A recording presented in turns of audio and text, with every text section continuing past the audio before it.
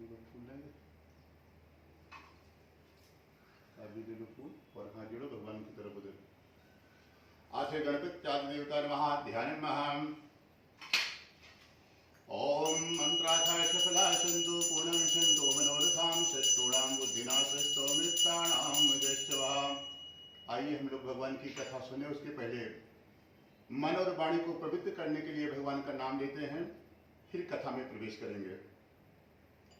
ओम श्रीमन्नारायण नारायण नारायण भजमन नारायण नारायण नारायण राम नारायण नारायण नारायण कृष्ण नारायण नारायण नारायण गोविंद नारायण नारायण नारायण भजमन नारायण नारायण नारायण भक्ति नारायण नारायण नारायण मुक्ति नारायण नारायण नारायण।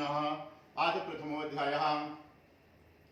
एक समय की बात है, नैमिषारण्य तीर्थ स्थान पर सौनकादि ऋषियों ने 88,000 ऋषियों ने श्री सूत जी महाराज से पूछा कि हे प्रभु, आप बताइए कलयुग के मनुष्यों के लिए हम लोग ऐसा कौन सा पूजा पाठ है, ऐसा कौन सा दान है, ऐसा कौन सा धर्म है जो बता दें और वो मनुष्य एक बार भी अपने जीवन में नियम पूर्वक कर ले तो हमेशा हमेशा के लिए लक्ष्मी नारायण की कृपा उनके परिवार पर, उनके ऊपर बनी रहे। आप ऐसा हमको उपाय बताएं। ऐसे सभी 88,000 ऋषि नैमिषारण्य में बैठ करके विचार कर रहे थे, परंतु उनको कोई उपाय नहीं समझ में आया। तो सभी ने श्री सूत जी महाराज का ध्यान किया और ऋषियों ने विचार किया कि आइए हम लोग श्री सूत जी महाराज को बुलाते हैं और वो व्यास जी के परम भक्त शिष्य हैं, परम प्रिय लाडले, और वो भी व्यास जी की ही तरह परम ज्ञानी हैं। वो लोग जरूर कलयुग के मनुष्यों के हिसाब से कोई न कोई पूजा पाठ दंड ताप दावे दान और या तप कुछ बताएंगे जिससे कि मनुष्य एक बार भी अपने घर पे कर लेगा तो भगवान की कृपा उनके ऊपर बनी रहेगी। तो सबसे पहले तो नैमिषारण्य मालूम है कहाँ पर है कि नहीं मालूम है? जहाँ से कथा सबसे पहले प्रारंभ हुई है, पहली बार कथा हुई है, मालूम है? नहीं। ये लखनऊ के पास में एक सीतापुर जिला है, वहीं की ये कथा है। इस कथा को भगवान विष्णु ने सुनाया है और नारद जी पहली बार इस कथा को सुने हैं। उसके बाद से वो चलते चलते आपके यहाँ तक पहुंची है और हर दिन ये चलती ही रहती है, कभी रुकी नहीं है यहाँ तक कथा। तो सभी ऋषियों ने श्री सूत जी महाराज को बुलवाया है और सूत जी महाराज उस धर सभा में जहाँ पर 88,000 ऋषि कलयुग के मनुष्यों के हिसाब से पूजा पाठ का विचार कर रहे थे, कोई उपाय नहीं समझ में आ रहा है। तो उसी बीच में श्री सूत जी महाराज का वहां पर आगमन हुआ है और सभी 88,000 ऋषियों ने खड़े होकर के श्री सूत जी महाराज को प्रणाम किया। तब सूत जी महाराज ने कहा कि हमारी उम्र तो मात्र 16 साल की है, आप लोग कोई 10,000 साल के हो, कोई 5,000 साल के हो, कोई 1 लाख वर्ष के हो। ऋषियों की उम्र इतनी लंबी लंबी है और हम तो छोटे से बालक हैं, आप हमको क्यों प्रणाम कर रहे हैं? हमको थोड़ा मन में संकोच लगा। तो एक महात्मा ने कहा कोई धन में बड़ा होता है, कोई बल में बड़ा होता है, कोई लंबाई में बड़ा होता है, कोई बुद्धि में बड़ा होता है, कोई ज्ञान में बड़ा होता है। तो अपने सनातन धर्म में ज्ञान की ज्यादा महिमा है। आदमी चाहे जितना बड़ा हो जाए राहुल गांधी की तरह, अगर दिमाग नहीं है तो कोई मतलब नहीं है। तो शरीर के साथ दिमाग का भी विकास होना चाहिए। तो सभी ने कहा कि हे मुनिवर, आप लोग हम लोग भले 1 लाख वर्ष के हैं, 5,000 साल के हैं, परंतु आपकी उम्र 16 साल की है, ठीक है, परंतु हम लोगों से आप ज्यादा ज्ञानी हैं। हमारे सनातन धर्म का नियम है ज्ञानी की पूजा होती है, तो हम लोग आपके ज्ञान को प्रणाम करते हैं। सभी ऋषियों ने उनका फिर बढ़िया एक आसन लगाया गया, पूजन किया गया और फिर सूत जी महाराज को बिठाया गया। सभी 88,000 ऋषि बैठ करके पूछ रहे हैं कि हे मुनिवर, आप बताइए कि हमने जो कलयुग के मनुष्यों के लिए कौन सा पूजा पाठ बताएं, क्योंकि कलयुग के मनुष्य कभी जंगल में जाकर के तपस्या नहीं करेंगे। पहले जमाने का नियम था कि जब बच्चों की शादी हो जाती थी तो हर माँ बाप, चाहे वो राजा हो चाहे गरीब घर का हो, अपने उद्धार के लिए कि हम संसार को छोड़े, शरीर शांत हो तो नरक नहीं जाना पड़े, हमको वैकुंठ ही मिले, उसके लिए तीर्थ यात्रा में निकल जाते थे या कहीं जंगल में जाकर के तपस्या करते थे, चाहे वो राजा हो चाहे गरीब घर का हो। अपने मुक्ति का उपाय हर कोई करने निकल जाता था, जिम्मेदारी सब छोड़ करके बेटा बहू को दे करके। परंतु कलयुग के मनुष्य चौथे चरण तक कहीं जाने वाले नहीं हो, घर में ही रहेंगे। तो घर में रहने के बाद भी उनका उद्धार कैसे हो, जो तपस्या करने से पुण्य मिलता है घर बैठे बैठे मिल जाए, घर में ही उनको मुक्ति मिल जाए, ऐसा उपाय के हिसाब से सभी लोग पूछ रहे थे। तो श्री सूत जी ने कहा कि हम आपको एक छोटी सी कथा सुनाते हैं, आप लोग ध्यान से सुनिएगा। एक दिन की बात है, नारद जी के मन में आज विचार आया कि चलो हम समस्त लोगों में घूमने के लिए चलते हैं। तो गणेश लोग जाते हैं, आराम से बैठो, सुनो, पैर मोड़ करके ऐसे क्लास में बैठते हो, हाँ ये भी क्लास है भगवान का। तो वहां पर सभी लोग बैठे हैं तुम्हारी तरह, और भगवान को ऊपर बिठाया गया है सूत जी महाराज को। उनसे सब पूछ रहे हैं कि आप बताइए कि घर रहते ही भगवान की भक्ति कैसे मिलेगी, कैसे मुक्ति होगा। तो उन्होंने कहा कि एक बार की बात है, हम आपको एक कथा सुनाते हैं। नारद जी के मन में विचार आया कि चलो समस्त लोगों में घूमने के लिए चलते हैं। तो नारद जी, गणेश लोग जाते हैं, माता देवी लोग वैकुंठ स्वर्ग घूमते घूमते धरती पर आए, और धरती पर आकर के देखा है जितने भी मनुष्य अनेक योनियों में जन्म लिए हुए हैं। नारद जी ने धरती पे कोने कोने सभी स्थानों पर गए और सभी मनुष्यों का हाल चाल जानना चाहा। तो नारद जी को एक भी मनुष्य कोई सुखी नहीं मिला। जितने से भी हाल चाल पूछा, सबने कुछ न कुछ अपनी परेशानी बता दी। कोई तन से दुखी, कोई मन से, कोई धन से। किसी के यहाँ इतने भोजन की व्यवस्था है, घर पे खाने वाला ही कोई नहीं है। जिसके यहाँ खाने वाले 8-10, 10-10 बच्चे हैं, उनके पास खाने की व्यवस्था नहीं है। और किसी के पास इतना धन है, बच्चे हैं, सब कुछ है, परंतु शरीर में इतनी बीमारी भगवान दे दिए हैं कि डॉक्टर ने मना कर दिया, खाली आप देख सकते हो, खा नहीं सकते हो। तो नारद जी बड़े चिंतित हुए कि सभी देवलोक में तो सब के सब सुखी है, किसी को कोई परेशानी है ही नहीं है, और धरती पर एक भी मनुष्य प्रसन्न नहीं है। जिसके पास धन है उसके शरीर में बीमारी है, डॉक्टर मना कर दिया तुमको नहीं खाना है। और जिनके पास खाने की जरूरत है, उनके यहाँ खाने के लिए कुछ घर में नहीं है। तो बहुत विडंबना है, पूरा धरती पर सबके सब दुखी है, क्या करें। तो नारद जी भी थोड़ी देर विचार किए, परंतु उनको कोई उपाय समझ में नहीं आया कि हम धरती के मनुष्यों को ऐसा कौन सा उपाय बता दें कि वह उपाय कर लें और ये सब परेशानी से उन्मुक्त हो जाएं। तब नारद जी बड़े चिंतित हुए और फिर अपनी बीड़ा लिए हैं। नारद जी को देखे हुए नहीं बीड़ा बजाते हैं, नारद जी गिटार बजाते हैं ना, देखे हुए नहीं देखे वैसे श्रीमन नारायण नारायण करते हैं। तो नारद जी ने अपनी बीड़ा उठाई और कोई उपाय समझ में नहीं आया, तो भगवान का भजन करते हुए अब सीधे वैकुंठ जा रहे हैं। ओम श्रीमन नारायण नारायण नारायण भजमन नारायण नारायण नारायण राम नारायण नारायण नारायण कृष्ण नारायण नारायण नारायण। अब बीना बजाते हुए भगवान कहाँ पहुंच गए? नारद जी वैकुंठ धाम तक। श्री कृष्ण भगवान जहाँ सत्यनारायण रहते हैं वहां पर पहुंचे हैं। तो नारद जी ने सबसे पहले भगवान को प्रणाम किया हाथ जोड़ करके, और कहते हैं कि हे भगवान, आप तो अत्यंत शक्ति से संपन्न है, मन तथा वाणी में आपको कोई नहीं पा सकता। हे प्रभु, ना आपका आदि है ना अंत है, जिसके कारण आप सभी भक्तों के दुखों को दूर करने वाले हो, ऐसे भगवान को हमारा नमस्कार हो। तब भगवान ने कहा कि हे नारद जी, आपके मन में क्या है और आज हमारे पास किस उद्देश्य से आपका यहाँ पर आगमन हुआ है, आप निसंकोच कहिए। तब नारद जी ने कहा कि हे प्रभु, आज हमारी इच्छा हुई कि सब जगह हम घूमने के लिए गए तो सभी देवलोकों में सब लोग प्रसन्न हैं, परंतु धरती का एक भी मनुष्य प्रसन्न नहीं है, क्या कारण है? तो भगवान ने कहा कि नारद जी, इसमें उन्हीं का दोष है, हमारा आपका कोई कुछ नहीं दोष है। खाली हम तो कर्म का फल देते हैं, जैसे इंसान कर्म किया उसी का फल प्रदान करते हैं। और धरती के मनुष्य क्या हुआ है, सब के सब कलयुग में अपने कर्मों को छोड़ रहे हैं, जिसके कारण संसार वाले दुखी हो रहे हैं। क्योंकि सतयुग द्वापर त्रेता में सबके घर में गाय होती थी और सबके बच्चे विदेश नहीं जाते थे, अपने माँ बाप के साथ ही रहते थे, कभी अलग नहीं होते थे माँ बाप से। तो हर बच्चा गौ सेवा करता था, अपने पिताजी के पांव दबाना, बहुएं सास के पांव दबाती थी, और जो भोजन पानी अपने सास ससुर को या माता पिता को बच्चे लोग कराते हैं, देते हैं, वो सब भगवान को भोग लग जाता है, उसका उनको पुण्य मिलता है। तो दिन भर जो भी जाने अनजाने में पाप होता है सब अपने आप ही नष्ट हो जाता है। यदि माता पिता प्रसन्न है जिनके, तो बच्चे अपने आप ही, उनको कोई दोष नहीं लगता, अपने आप सारे दोष समाप्त हो जाते हैं उनके हर दिन के। परंतु कलयुग के मनुष्य, कलयुग में सब उल्टा कर दिया है, गाय को घर से बाहर निकाल दिया, घर में कुत्ता लाके रख लिया है। शहरों में तो ज्यादातर प्रथा आ गई है कि सब कलयुग का ही असर है। ये जो अंदर रखना चाहिए उसको बाहर भेज रहे हैं, बाहर वालों को अंदर भेज रहे हैं। और बहुत सारे लोग अपने माता पिता को भी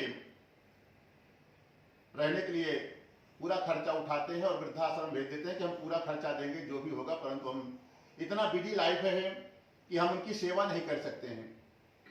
परंतु जो खर्चा आएगा आप लोग अच्छा से देखभाल करिए, उनकी सेवा करिए, हम आपको देते रहेंगे। तो भगवान ने नारद जी को समझाया कि इसमें उन्हीं लोगों का दोष है जो लोग कर रहे हैं, और जो अपने माँ बाप के साथ कर रहा वही बच्चा उनके साथ करने वाला है आगे। इसी तरह पूरा संसार हमेशा दुख का कारण बना ही रहेगा, जाने वाला नहीं है। तो नारद जी ने कहा कि फिर भी प्रभु कोई ऐसा उपाय, तब पूजा पाठ तो होगा जिससे उसके बाद भी वो लोग सुखी हो जाएं, भगवान की कृपा उनके ऊपर मिल जाए, आप हमें बताएं। तो भगवान ने कहा कि ठीक है नारद जी, यदि आप आग्रह कर रहे हैं तो हम जरूर आपको बताते हैं, परंतु यहाँ पर बताएंगे तो यहाँ पर हम आपको बताएंगे, आप खाली सुनोगे। और संसार इतना बड़ा है, आप किस किस को जाकर के एक आदमी को बताओगे कि ये उपाय आप कर लो, आपके यहाँ भी भगवान की कृपा हो जाएगी, कोई परेशानी संकट आपके घर पे नहीं आएगा। तब नारद जी ने कहा कि प्रभु वो भी आप सही कह रहे हैं। तब तक सुदर्शन जी ने कहा कि हे प्रभु आप हमको आदेश दे दीजिए और हम धरती पर जाते हैं जहाँ पर बहुत ज्यादा लोग एक साथ इकट्ठा रहते हों और जो बढ़िया पवित्र स्थान हो। अभी हम आकर के आपको बताते हैं, आप आकर के यहाँ पर श्रवण करिए। तब सुदर्शन जी महाराज वहां से निकले हैं और निकल करके धरती पर घूमने जा रहे हैं। पूरी धरती पर भ्रमण करते करते नैमिषारण्य पहुंचे और वहां पर क्या देखा, सनकादिक ऋषियों का एक बहुत बड़ा आश्रम है और वहां पर 88,000 ऋषि हमेशा रहते हैं। और सुदर्शन जी ने देखा और आकर के उनका मन प्रसन्न हो गया। यदि भगवान आकर के यहाँ भगवान की अपने जो उपाय बताना चाहते हैं भगवान यहाँ पर बताएं तो 88,000 मनुष्य एक साथ सुन लेंगे और वो लोग एक साथ यदि इस उपाय को सुन लेंगे इसका प्रचार प्रसार पूरे संसार में हो जाएगा। और जिसके घर पर भी ये उपाय एक बार भी हो गया नियम पूर्वक, हमेशा हमेशा के लिए भगवान की कृपा उनके परिवार पर बनी रहेगी, कोई संकट परेशानी नहीं आएगा। तब तो सुदर्शन जी महाराज नैमिषारण्य में देखा, जाकर के भगवान को बताया कि हे प्रभु धरती पर एक ऐसा स्थान है जहां पर सनकादिक ऋषि रहते हैं। सनकादिक ऋषियों का नाम सुना है कि नहीं सुना है? भगवान विष्णु का पहला अवतार है। सनक, सनक नंदन, सनातन और सनत कुमार 4 भाई आए थे धरती पर और भगवान ने कहा कि आप लोग शादी ब्याह करके परिवार आगे बढ़ाइए। तो ये लोगों ने अपनी उम्र ही नहीं बढ़ाई, हमेशा छोटे छोटे 5-5 साल के बालक के रूप में अभी भी विराजमान है धरती पर। तो ये लोग शादी ब्याह नहीं किया, बोला कि हम ये सब नहीं करेंगे, भगवान का भजन करेंगे बस संसार में और कुछ नहीं करेंगे। तो वहां नैमिषारण्य में लोग सब रहते थे। नारद जी देखे गए, भगवान से प्रार्थना किया और फिर सुदर्शन जी महाराज को भेजा। उन्होंने भी आकर के देखा कि बड़ा पवित्र स्थान है और फिर सुदर्शन जी भगवान से जाकर के प्रार्थना करते हैं कि हे भगवान धरती पर एक बड़ा पवित्र दिव्य स्थान है, आप वहीं पर चलिए और जो भी उपाय बताना है संसार वालों के हिसाब से आप वहीं पर ये बताइए। और फिर नारद जी ने हाथ जोड़ा और भगवान आज वैकुंठ से धरती लोक पर आए हैं, नैमिषारण्य पहुंचते हैं। तो 88,000 ऋषि और नारद जी और सूत जी सभी ने भगवान को आज वहां पर पूजन किया है। पूजन करके सिंहासन पर, व्यासासन पर भगवान को विराजमान कराया गया और नारद जी आगे कथा सुनने के लिए बैठे हैं। तो कुछ ऋषियों ने विरोध किया, जो भगवान की कथा जो है अकेले नहीं सुनी जाती है, शादीशुदा जोड़े से बैठ करके सुनना चाहिए, कोई भी यदि पूजा पाठ करें। तो नारद जी ने विचार किया कि एक बार हमने शादी करने का प्रयास किया था, भगवान ने हमें इंसान से बंदर बना दिया था, अब कहां से हम परिवार लेकर के आए। तो ऋषियों से कहा कि कोई तो रास्ता होगा इसका। तो ऋषियों ने कहा कि जो साधु संत हैं उनके लिए छूटे हो, अकेले बैठ करके भी भगवान का कथा सुन सकते हैं। तो नारद जी अब कथा सुनने के लिए बैठे हैं, उनके साथ सारे 88,000 ऋषि जने थे, सभी लोग वहां पर बैठ गए और बैठ करके भगवान से नारद जी ने पहले प्रश्न किया कि प्रभु जब आप बताने जा रहे हैं संसार वाले उसको किस नाम से जानेंगे, वो कौन सा उपाय है, कौन सा व्रत है, कौन सा दान है, पहले तो नाम बता दीजिए। तो भगवान ने कहा कि उसका नाम सत्यनारायण व्रत कथा होगा। फिर नारद जी ने प्रश्न किया कि उसमें पूजन सामग्री क्या लगेगी। भगवान ने कहा पके केले के फल, शक्कर, घी, दूध, दही, गेहूं का चूर्ण इत्यादि सामग्री ले लेना और जितना प्रकार का भगवान का भोग घर में आप बना सकते हैं अपने हाथ से आप बनाइए और भगवान के सामने अर्पण करिए। और सक्षम है तो आप 56 प्रकार का भोग बनाइए। भगवान की पूजा जब भी रखिए, उनको 56 प्रकार का भोग बहुत पसंद है। आप थोड़ा थोड़ा आइटम सुबह से जल्दी उठ जाइए, 4-5 बजे थोड़ा थोड़ा कटोरी बना करके सजा करके पूजा के पहले भगवान को अर्पण कीजिए। तो जितना भी पकवान बना सकते हैं भगवान को बना करके अर्पण कर देना। और कथा को सुनना, जब कथा समाप्त हो जाए तो ब्राह्मण को भोजन कराया जाता है। बाकी जिसको बुलाए हैं उनको भोजन प्रसाद कराइए, और जो मुख्य जजमान होते हैं जब सबको भोजन कर लेते हैं तो बाद में उनको भोजन करना होता है। और एक नियम और होता है, जब भोजन करने के बाद फिर मुख्य जजमान भोजन करेंगे और जब तक नहीं सोएंगे भगवान का भजन करना है। और इस कथा का नाम है सत्यनारायण व्रत कथा। इसमें व्रत का विशेष महत्व है। इसमें पूरा दिन व्रत रखा जाता है और ये कथा शाम के समय सुनी जाती है, सुबह का विधान नहीं है। तभी सत्यनारायण व्रत कथा हुई, और जो दिन में सुन लेते हैं उनकी सत्यनारायण कथा हुई। और भगवान ने बताई थी सत्यनारायण व्रत कथा। व्रत को भी ऐड करके रखना है, व्रत को नहीं छोड़ना है, बीच में नहीं खंडित करना है। और कथा होते ही प्रसाद तुरंत लिया जाता है तो व्रत टूट जाता है, इसलिए कथा को शाम को ही सुनना चाहिए। तो भगवान ने पूरा उपाय बताया और फिर बताया कि जब कथा हो जाए तो ब्राह्मण को भोजन करा देना, यजमान को जब तक नहीं सोएंगे भजन कीर्तन करते हुए समय को व्यतीत करना है। इस नियम के साथ जो भी करेगा भगवान की पूर्ण कृपा उसके ऊपर हो जाएगी और संसार में सब प्रकार की सुख सुविधा भोग करके अंत में वो परम धाम वैकुंठ हो जाता है। इति श्री सत्यनारायण व्रत कथायामः प्रथमो अध्यायः। बोलो सत्यनारायण भगवान की जय।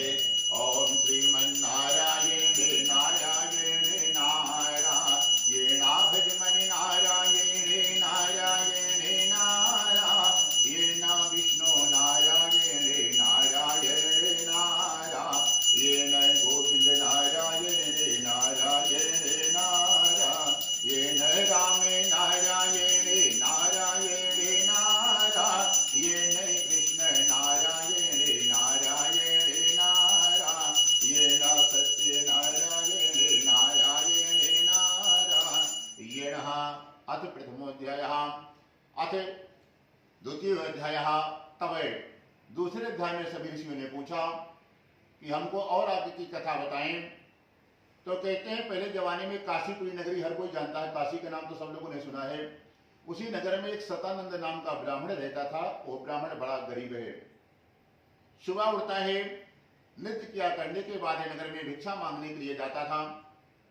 कोई सतानंद को दान कर दे तो खूब प्रसन्न होकर के आशीर्वाद देते थे, और कोई धक्के मार करके या कुछ अपशब्द कह करके उनको दरवाजे से भगा दे तो उसको भी प्रसन्न होकर के खूब आशीर्वाद देते थे। कभी वो क्रोध नहीं करते थे किसने हमारा अपमान कर दिया। हर हाल में वो खुश रहते थे और भगवान का भजन करते हुए खाली 5 घर में ही मांगते थे। मिल गया तो ठीक है, नहीं पानी पी करके रह जाना है। अगले दिन फिर ट्राई करते थे भिक्षा मांगने का। कभी 6वें घर में मांगने नहीं गए सतानंद जी। इसी तरह प्रतिदिन करते थे। एक दिन भगवान को बड़ी दया आई कि ये बड़ा विचित्र ब्राह्मण है, ना इसके पास रहने के लिए घर है, ना कमाने के लिए अरे खाने की कोई घर में एक दाना अनाज का रखा है, ना तन पर कोई ढंग का कपड़ा है। कई जगह से फटा पुराना ये लोग कपड़ा पहनते हैं, फिर भी हमेशा खुश रहते हैं। और हमने संसार में लोगों को इतना दिया है धन कि बड़ी बड़ी गाड़ी बड़े बड़े महलों में रहते हैं, फिर भी वो टेंशन में रहते हैं कि आगे अब क्या करें, कल और हमारा धन बढ़े। और पूजा पाठ तो हमारा क्या करें, वो दूर से ही हमको नमस्कार मंदिर में कर लेते हैं, सेवकों से ही बोलते थे तुम ही फूल चढ़ा दो भगवान को, मंदिर सजा दो, हम तो खाली दूर से हाथ जोड़ देंगे। परंतु सदानंद के पास कुछ भी नहीं है, फिर भी भगवान का भजन पूरा दिन कर रहा है, हर हाल में वो खुश है। तो संतोषम परमम सुखम, जब तक आपको संतोष नहीं है तब तक सुख मिलने वाला नहीं है। जितने में संतोष हो जाए तब समझ लो सब प्रकार का सुख मिल गया। उतने में कि जितना दिए हैं भगवान, जो भी आपने कर्म किया है, जितना कर्म कर रहे हैं उसी का फल आपको मिलना है, दूसरे का कर्म का फल आपको नहीं मिलने वाला। भगवान कर्म का ही फल देते हैं। तो ब्राह्मण देता तो प्रसन्न देकर के भगवान को एक दिन इच्छा हुई कि देखो विचित्र ब्राह्मण है, इसके पास कोई भी व्यवस्था नहीं है, फिर भी ये कभी दुखी नहीं रहता, हमेशा खुश रहता है। अनाज मिल गया तो पकाए खाएगा, नहीं पानी पी करके पूरा परिवार हर इच्छा नारायण की समझ करके पानी पी करके बिता देता है। कहीं और मांगने के लिए कोई नहीं जाता, ना भगवान को कोई दोष देता कि भगवान हमको गरीबी क्यों दे दिए हैं। तो चलो इसका भला कर देते हैं। तो आगे भगवान काशीपुरी नगरी पर विष्णु भगवान आते हैं। एक साधु का भेष बनाया है, जाकर के भगवान महादेव का पूजन किया, दर्शन किया। उसके बाद सतानंद के घर भगवान स्वयं जाते हैं। जाकर के पूछा कि हे ब्राह्मण देवता, आप प्रतिदिन नगर में भ्रमण करते हैं भिक्षा मांगने के लिए, कोई आपकी मजबूरी है या आप कोई संकल्प लिए हैं कि इतना दिन तक हम भिक्षा मांग करके खाएंगे। तब ब्राह्मण ने कहा कि हे साधु महात्मा, हमारे पास कोई कमाने खाने की व्यवस्था नहीं है, ये हम मजबूरी में करते हैं। यदि कोई इसका उपाय आप जानते हो कि हमको भिक्षा ना मांगनी पड़े, जैसे सब लोग सुख शांति से घर पर रहता है वैसे हम भी रहें, तो आप हमको उपाय बता दें। तो भगवान ने कहा कि एक सत्यनारायण भगवान की ऐसी कथा है जो मन वांछित फल देती है। जो भी आप जिस उद्देश्य से भी इस कथा को आप करते हैं, मन में संकल्प बोलिए कि हम इस उद्देश्य से इस काम की सिद्धि के लिए हम भगवान का पूजन कर रहे हैं, तो वो कथा ही वो सारे काम कर देती है। तो एक काम करो ब्राह्मण देवता, एक बार अपने घर पर सत्यनारायण भगवान की आप कथा कर लो कैसे। तो जिस दिन आप कथा करोगे उसी दिन से ही आपके घर के अगले दिन से गरीबी भाग जाएगी और धनवान हो जाएंगे, आपके घर पर लक्ष्मी की कृपा पूर्ण प्राप्त हो जाएगी। जब ये बात सुना तो ब्राह्मण देवता आज बड़े प्रसन्न हुए हैं और फिर जो महात्मा आए थे उनसे पूछते हैं कि आप उनको उपाय बताएं, वो कथा कैसे करनी होती है, क्या नियम है, क्या विधि है, क्या पूजन सामग्री लगती है। तो भगवान ने ही पूरी व्यवस्था बताई उनको कि सुबह से शाम तक व्रत रखना, शाम के समय अपने भाई बंधुओं मित्रों को बुलाना है और बुला करके भगवान का पूजन रखना, और पूजन जब हो जाए तो ब्राह्मण को भोजन करा देना, जितने लोग को बुलाए रहेंगे उनको भोजन प्रसाद की व्यवस्था कर देना, बाद में स्वयं करना। और एक नियम करना कि जब तक आप नहीं सोते हैं तब तक भगवान का भजन कीर्तन करते रहना है, समय को व्यर्थ नहीं जाने देना, भगवान का पूजन करते हुए पूरा दिन व्यतीत करना। इतना बात सुना और ब्राह्मण देवता ने भगवान के सामने संकल्प लिया कि इसको हम कल ही करेंगे, क्योंकि गरीबी बहुत बेकार चीज है, पूरा परिवार हम लोग दुखी है, आज कई वर्ष बीत गए हैं, यदि कथा करने से ही सारा दुख भाग जाएगा, अगले ही दिन इसको हम कल ही करते हैं। महात्मा के सामने ब्राह्मण देवता ने संकल्प लिया और जो साधु के भेष में भगवान नारायण आए थे आशीर्वाद दिया और सीधे वैकुंठ चले गए। सुबह से शाम हुआ, सतानंद ब्राह्मण देवता घर पर सोने के लिए जा रहे हैं, तो जब बिस्तर में सोने के लिए गए तो उनको नींद ही नहीं आ रही है। उन्होंने सोचा हमने महात्मा के सामने संकल्प तो ले लिया अगर पूजा करेंगे, परंतु पूजा करेंगे कैसे, हमारे पास तो खाने तक की व्यवस्था नहीं है, कहां से हम प्रसाद लाएंगे, कहां से ब्राह्मण को दक्षिणा देंगे, कहां से फल मिठाई खरीदेंगे। आगे ब्राह्मण देवता बड़े दुखी हुए और पूरी रात बिस्तर पर रोते रहे, भगवान से यही प्रार्थना किया कि हे भगवान आपकी पूजा कर पाना हमारे बस की बात नहीं है, अब पूजन सामग्री की भी व्यवस्था जो भी लगता है खर्चा उसमें वो सब भी व्यवस्था आपको ही करना है।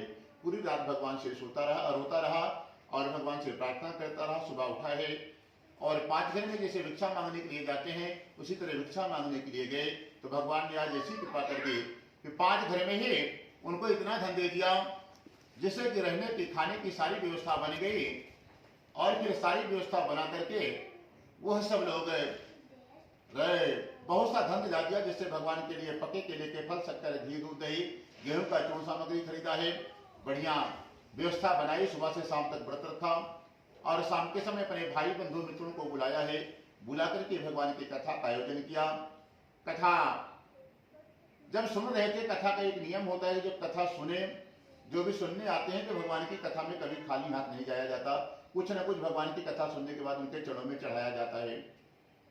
तो आज जब कथा होने जा रही थी, कथा हुई तो ब्राह्मण बड़ा उदास हुआ कि आज हमारे पास कुछ धन होता, कुछ सामग्री होता, अनाज होता तो भगवान के चरणों में चढ़ा देते, हमारे पास तो कुछ ही नहीं है। तो ब्राह्मण देवता ने विचार किया जिसको भगवान कुछ नहीं देते हैं तो उसको गरीबी जरूर देते हैं, कुछ ना कुछ भगवान सबको देते हैं, जो किसी को धन देते हैं तो किसी को गरीबी देते हैं, किसी को कुछ देते हैं, देते जरूर हैं, खाली किसी को नहीं छोड़ा। तो ब्राह्मण देवता को समझ में आ गया कि सबसे बढ़िया चीज हमारे पास गरीबी है, वही हम भगवान के चरणों में चढ़ा देते हैं। भगवान से हाथ जोड़ा तो प्रभु देने के लिए हमारे पास हमारे बहुत बढ़िया चीज है जो हमारी है, वही हम आपके चरणों में चढ़ाते हैं, अपनी गरीबी हम आपको चढ़ा देते हैं। और भगवान ने उस पूजा में सतानंद ब्राह्मण की सारी गरीबी को ग्रहण कर लिया और अगले दिन जैसे ही 5 घरों में भिक्षा मांगने के लिए गए, भगवान स्वयं उसी नगर का नगरवासी बनकर के इतना सोना चांदी धन उनको दे दिया, दान कर दिया, जिससे सतानंद रहने की, खाने की, घर की, कपड़े पहनने की सारी व्यवस्था उनकी बन गई। अगले दिन से वो भिखारी से दाता बन गए। तब तो भगवान को बारंबार प्रणाम किया और फिर रहने खाने की सारी व्यवस्था बन गई। उसके बाद से हर महीने अपने घर पर सतानंद एक बार भगवान का पूजन कर लेते थे। तब कहते हैं कुछ ब्राह्मण की कथा करने के बाद और किसने कहां पर कथा की है, तो कहते हैं उसी नगर में एक लकड़हारा भी रहता था, वो भी बड़ा गरीब आदमी था, प्रतिदिन लकड़ियां बेचता था, परंतु इतना धन नहीं मिलता था जिससे अपने परिवार का वो खर्चा चला सके, बच्चों को बढ़िया बढ़िया स्कूल में भेज सके, उनको कपड़े दिला सके, बड़ा दुखी रहता था। एक दिन की बात है कि लकड़हारा सुबह से शाम हो गई, लकड़ी बेचने के लिए निकला है, आज उसकी लकड़ियां नहीं बिकी हुई हैं और उसको भूख और प्यास बड़ी जोर से लग गई। पास में कुछ पैसे नहीं था कि कुछ खरीद करके दुकान से खा सके, आज बड़ा उदास हुआ है। और फिर रास्ते में एक ब्राह्मण का घर दिखाई पड़ा, कि सोचा चलो वहां मांग करके देखते हैं, यदि नारायण की इच्छा होगी तो जरूर कुछ न कुछ दिला देंगे, तो जलपान थोड़ा सा कर लेंगे, अगर कुछ नहीं मिला तो हर इच्छा नारायण की, जैसे भगवान की मर्जी होगी। तो लकड़हारा ब्राह्मण के दरवाजे पर पहुंचता है कुछ मांगने की इच्छा से, तो क्या देखा कि वहां पर ब्राह्मण देवता घर पर आज कोई पूजन कर रहे हैं, लकड़ियों को बाहर रखा और पूजा में जाकर के सम्मिलित हो गया, बैठ करके भगवान की कथा को सुना। भगवान की कथा, जो कोई मनुष्य कथा में लेट पहुंचे तो उसका विधान है कि भगवान की कथा आपकी वजह से एक क्षण के लिए भी नहीं रुके, आप शांति से पीछे जाकर के बैठ जाएं और ऐसे शांति से बैठे कि बगल वाले को भी नहीं मालूम हो कि आप आकर के बैठे हैं, आपकी वजह से उसका ध्यान इधर उधर नहीं जाए, कथा भगवान की थोड़ी देर के लिए भी उसका भंग नहीं हो। तो लकड़हारा बैठा, कथा में कथा सुना, प्रसाद चरणामृत लेता है। उसके बाद ब्राह्मण से पूछता है कि हे ब्राह्मण देवता, ये शाम के समय आप कौन सी पूजा कर रहे हैं और आप क्यों कर रहे हैं, इसको करने से क्या फल मिलता है। तो ब्राह्मण ने कहा कि पहले मैं इस नगर का सबसे गरीब आदमी था, हमारे पास भोजन तक की व्यवस्था नहीं होती थी, किसी बच्चे के ऊपर ढंग का कोई कपड़ा नहीं होता था, फटे पुराने हम लोग पहनते थे, पूरा परिवार बड़ा दुखी रहता था। एक बार की बात है कि कोई महात्मा घर पर आए थे और इस कथा की महिमा को बता करके चले गए। हमने पहली बार ही कथा की और भगवान ने इतना धन दे दिया कि तब से आज तक हर महीने अपने घर पर इस कथा को हम कर लेते हैं। जब इतना बात सुना तो लकड़हारा भी बड़ा प्रसन्न हुआ और कहता है कि आप हमको भी पूरा सामान्य क्या लगता है, क्या विधि है, क्या नियम है, पूरा पूछ करके लकड़हारा अपने घर पर आया है। और अगले दिन लकड़हारा भी भगवान के पूजन का संकल्प लिया और जिस नगर में धनवान लोग रहते हैं ऐसे सुंदर नगर में लकड़ी बेचने के लिए जाता है और भगवान की कृपा से आज उसको भी लकड़ियों का दाम प्रतिदिन से 4 गुना ज्यादा मिल गया। तब तो लकड़हारा भी बड़ा प्रसन्न होकर के बढ़िया बढ़िया पके केले के फल, शक्कर, घी, दूध, दही, गेहूं का चूर्ण सामग्री लाया है और पूरे परिवार को, नगरवासियों को बुला करके शाम के समय भगवान का पूजन का आयोजन किया है। पूजन में उसने भी भगवान से वही प्रार्थना की कि हे भगवान, जो फल फूल प्रसाद देख रहे हैं, हमने आपकी कृपा से जो लकड़ियों का दाम मिला है उसे लेकर के आए हैं, हमारे घर पर भी गरीबी का निवास है प्रभु, जैसे आपने उस ब्राह्मण के ऊपर कृपा की वैसे हमारी भी दुख दरिद्रता को आप ग्रहण कर लें, अपनी गरीबी हम भी आपके चरणों में चढ़ाते हैं। तो लकड़हारे के भी सारे दुख को भगवान ने ग्रहण कर लिया है और अगले दिन वो भी व्यापार के लिए निकला और व्यापार में भगवान ने ऐसी कृपा की, उसके पास में बहुत सा धन दिला देते हैं जिससे रहने खाने की सारी व्यवस्था बना ली और अंत में वो भी परम धाम वैकुंठ को जाता है। इति श्री सत्यनारायण व्रत कथायामा द्वितीयोध्यायः। सत्यनारायण भगवान की जय। ओम श्रीमन्नारायण नारायण नारायण भजमन नारायण नारायण नारायण बद्री नारायण नारायण नारायण द्वारिका नारायण नारायण नारायण जगन्नाथ नारायण नारायण नारायण श्रीमन्नारायण नारायण नारायण। बोलो सत्यनारायण भगवान की जय। आज है तृतीयोध्याय और तीसरे अध्याय में कहते हैं कि हमको और आगे की कथा बताएं तो कहते हैं पहले जमाने में कुलकंठ नाम का राजा है, राजा बड़ा ही धर्मात्मा है, उसकी पत्नी भी कमल के समान मुख वाली, वो भी सती और सावित्री हैं। राजा का नियम था कि राजा के पास बहुत सारा धन है, बहुत सारे नौकर चाकर हैं, सारी व्यवस्था राजा के पास भरा पड़ा है, परंतु राजा के पास इतना धन दौलत होने के बाद भगवान की सेवा राजा ने नहीं छोड़ी थी। भगवान में का मंदिर जो घर में बनाया है, मंदिर के लिए चाहे पूछा मारना हो, चाहे दिया धोना हो, चाहे फूल बगीचे से तोड़ करके लाना हो, राजा करे चाहे रानी करे, कभी नौकरों से सेवा नहीं लेते थे, अपने काम के लिए सेवा लेते थे। और राजा का नियम था कि अपने घर पर पूजा पाठ करने के बाद जो नगर में उनके पूर्वज और मंदिर बनवाए हुए हैं राजा के, राजा रानी अपने घर से हर दिन भोजन बना करके लेके जाता, मंदिर के बाहर जो इतने पहले गरीब लोग बैठे रहते उनको भरपेट भोजन कराता था। जिनके तन पर फटे पुराने कपड़े होते थे, राजा हर दिन उनके लिए नए नए कपड़े की व्यवस्था करता है, औरतों को साड़ी बांटता है और जेंट्स लोग को कुर्ता धोती गमछा जो भी है सबको तन पर कपड़ा डाल करके और पूछता था कि और क्या मदद कर सके, पूछ पूछ करके उनके दुखों को दूर करता।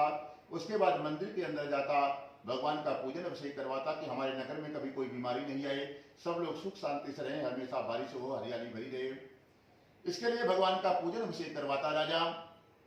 इसी तरह तो एक दिन की बात है कि एक पुजारी ने पूछा कि राजन, हम आपको देखते हैं, हमारे मंदिर में आते हैं और आसपास जितने मंदिर हैं आप सब जगह जाते हैं, इतना दान करते हैं, गरीबों में अन्न धन पैसा बांटते हैं, हम ब्राह्मणों को दान देते हैं, परंतु कभी खुश क्यों नहीं रहते?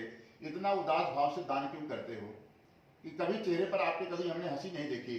आप इतने बड़े नगर के राजा हैं, भगवान ने आपको इतना धन संपत्ति सब कुछ दी है, फिर भी आप इतने दुखी?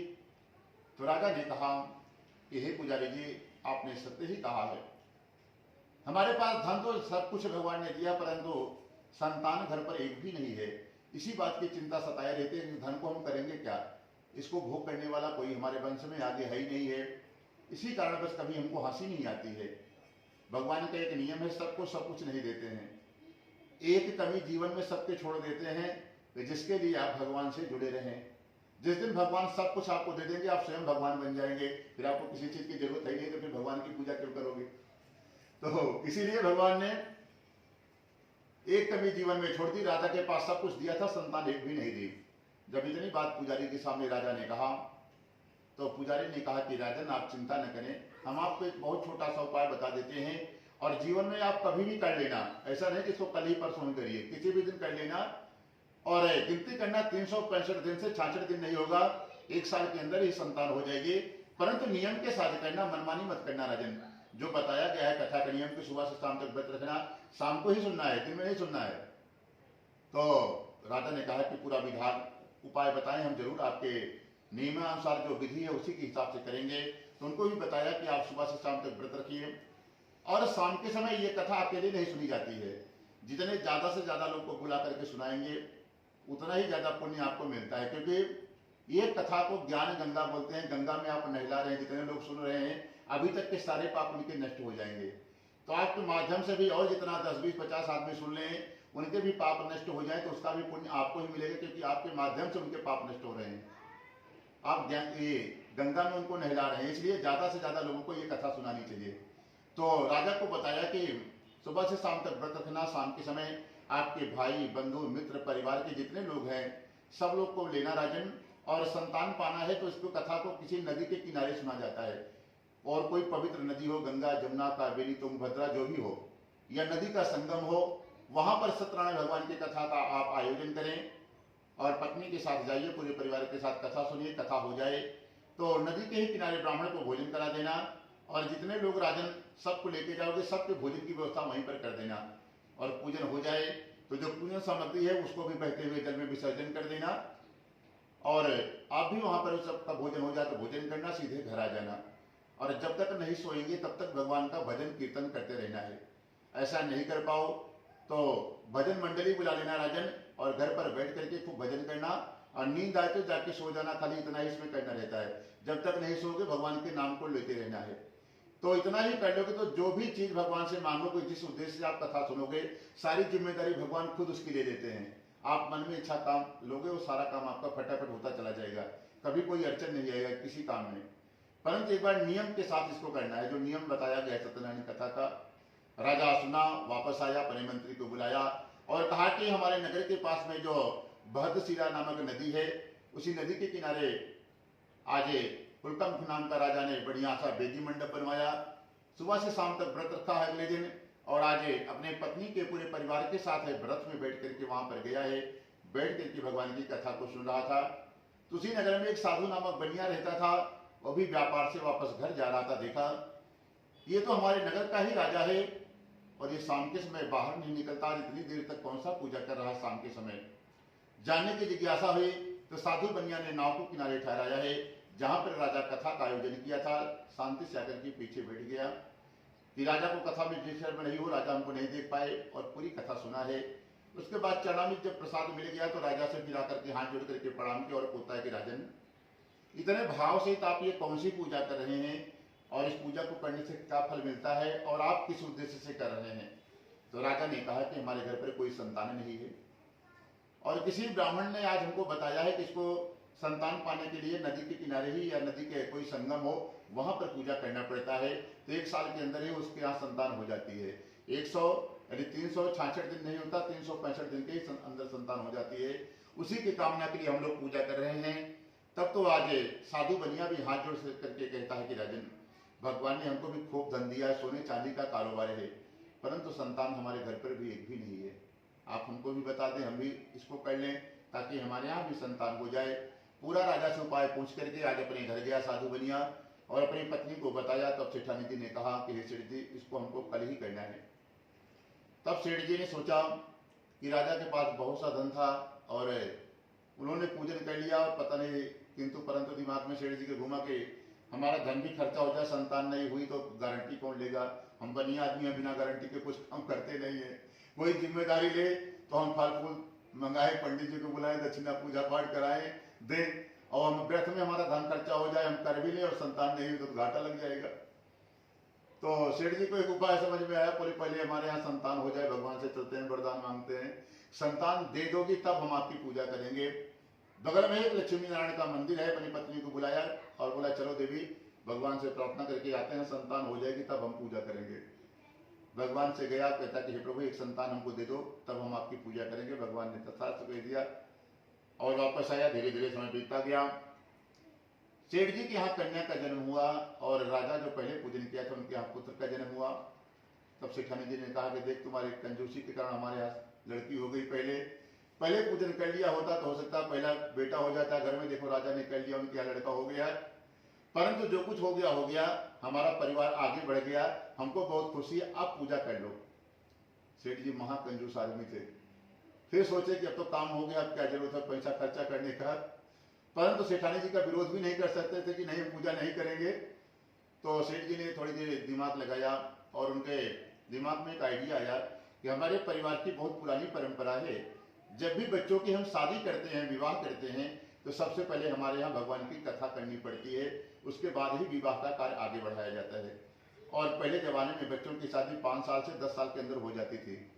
तो सेठ जी ने कहा कि हे देवी एक काम करो, बुढ़ापे में संतान हुई है, हमारी सारी बहनें आएंगी, नगर के सेठ साहूकार हैं, सबको खिलाना पिलाना पड़ेगा और तुम्हारी नंदों को कुछ ना कुछ देना पड़ेगा, इसी में बहुत धन खर्चा हो जाएगा। यदि भगवान का कथा करेंगे तो उसमें प्रसाद लाओ, पंजीरी बनाओ, फल मिठाई बुलाओ, पंडित जी को बुलाओ, उसमें धन खर्चा होगा और 5 साल बाद ये कथा को करना ही है। हमारे परिवार की परंपरा है कि बिना कथा के भगवान का पूजन के शादी नहीं किया जाता। तो एक काम करो, चलो भगवान से क्षमा मांग के आ जाते हैं कि इस बार बहुत खर्चे में है, इस बार भगवान हमको छोड़ दो। जब बच्चे की बेटी का विवाह करेंगे तो सबसे पहले आपको घर पर बुलाएंगे, आपका हम पूजन अभिषेक कर लेंगे, फिर बाद में बेटी का विवाह करेंगे। पत्नी बलिया मंदिर पहुंच गया, भगवान से क्षमा मांगी, भगवान ने क्षमा कर दिया। वापस सेठ जी आया, धीरे धीरे सेठ जी व्यापार करने के लिए गए। वापस 5 साल बाद वापस आते हैं तो देखते हैं कि आज उनकी बेटी घर के बाहर अपने सहेलियों के साथ बैठ करके खेल रही थी। सेठ जी ने विचार किया तब इसका विवाह करना चाहिए। तुरंत एक अपने दूत को बुलाया है और आदेश दिया कि हमारी लड़की के लिए कोई बढ़िया सुंदर लड़का ढूंढ करके आप व्यवस्था कीजिए, हम अपनी बेटी का विवाह करेंगे। तो सेठ जी के दूतों ने घूमते घूमते कांचनपुर नामक के नगर पहुंचते हैं, जो हम लोग कलकत्ता के नाम से जानते हैं। तो वहां पर बढ़िया एक सुंदर लड़का दिखाई पड़ा, बड़ी पुत्र, उसको दूतों ने लाया है और साधु कन्या को लड़का बड़ा पसंद आ गया। तो बड़ी प्रसन्नचित भाव से आज सेठ जी ने अपने बेटी का विवाह का संकल्प लिया और फिर तैयारी करना चालू कर दिया। बेटी के विवाह में सेठ जी ने खाने के सैकड़ों काउंटर लगा दिए, महंगा महंगा टेंट हाउस कर दिया, सारी व्यवस्था धूमधाम से की कि नगर वाले रिश्तेदार सब जाने के बहुत पैसे वाले हैं, अगर कंजूसी करेंगे तो वहां थोड़ा सा हंसी के पात्र बन जाएंगे, समाज में प्रतिष्ठा पानी है तो दिखावा करना पड़ता है। और उसमें सारी व्यवस्था कर दी, मगर भगवान का पूजन नहीं किया सेठ जी ने। वो उस समय भूल गए कि हमने भगवान को संकल्प देकर के आए हैं कि पूजा करेंगे तभी बेटी का विवाह करेंगे, या कोई परिवार की परंपरा है कि बिना भगवान का पूजन किए बेटी या बेटा का विवाह नहीं होता हमारे परिवार में। सेठ जी को बिल्कुल याद नहीं रहा और आज बेटी का विवाह इतने धूमधाम से किया कि पूरे नगर वाले सब बोले कि बहुत बढ़िया भाई, सेठ जी ने व्यवस्था बनाई, बढ़िया बढ़िया खिलाया। चारों तरफ सेठ जी की जय जयकार हो रही है। भगवान आज दुखी हो गए, देखो इस दुनिया को हमने इतना धन दिया है और ये हमारी पूजा से दूर भाग रहा है, और इसके बेटी भी हो गई, अब विवाह भी हो गया, अब हमको कभी नहीं याद करेगा। भगवान नाराज हो गए और श्राप दे दिया कि आज के बाद कुछ न कुछ परेशानी तुम्हारे जीवन में हमेशा बनी रहेगी, कभी तो सुखी नहीं रहेगा, दारुण दुख तुमको प्राप्त होगा। भगवान श्राप दे करके चले गए। भगवान भी कभी कभी इंसान दुखी कर देता है। भगवान ने धन दिए हैं तो थोड़ा सा धर्म में भगवान का पूजन करते रहो, उनको चढ़ाते रहो। लक्ष्मी किसकी है? सिर्फ नारायण की है लक्ष्मी, और नारायण ने भेजा है तब लक्ष्मी किसी के यहाँ जाती है। पतिव्रता स्त्रियां बिना पति के आदेश के एक क्षण किसी के घर में नहीं रुकती हैं। तो बोलते हैं हमने इसको इतना धन दिया, सोने चांदी के कारोबार है, फैक्ट्री है, सब चीज दिया था सेठ जी को, परंतु वो भगवान के पूजन में व्यर्थ में समझ रहे थे कि बेकार में खर्चा है, नहीं करेंगे। और फिर भगवान श्राप दे करके चले गए।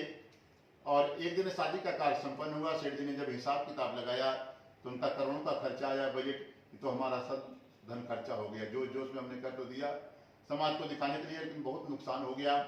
फिर जमाई को बुलाया कि बेटा आओ चलो हम लोग फिर से व्यापार को प्रारंभ करते हैं। सेठ जी ने नाम में सोना चांदी रखा है और व्यापार करने के लिए आज रत्नपुर नगर जाते हैं, जो हम लोग रत्नागिरी के नाम से जानते हैं। पहले वो एक रत्नपुर गांव था।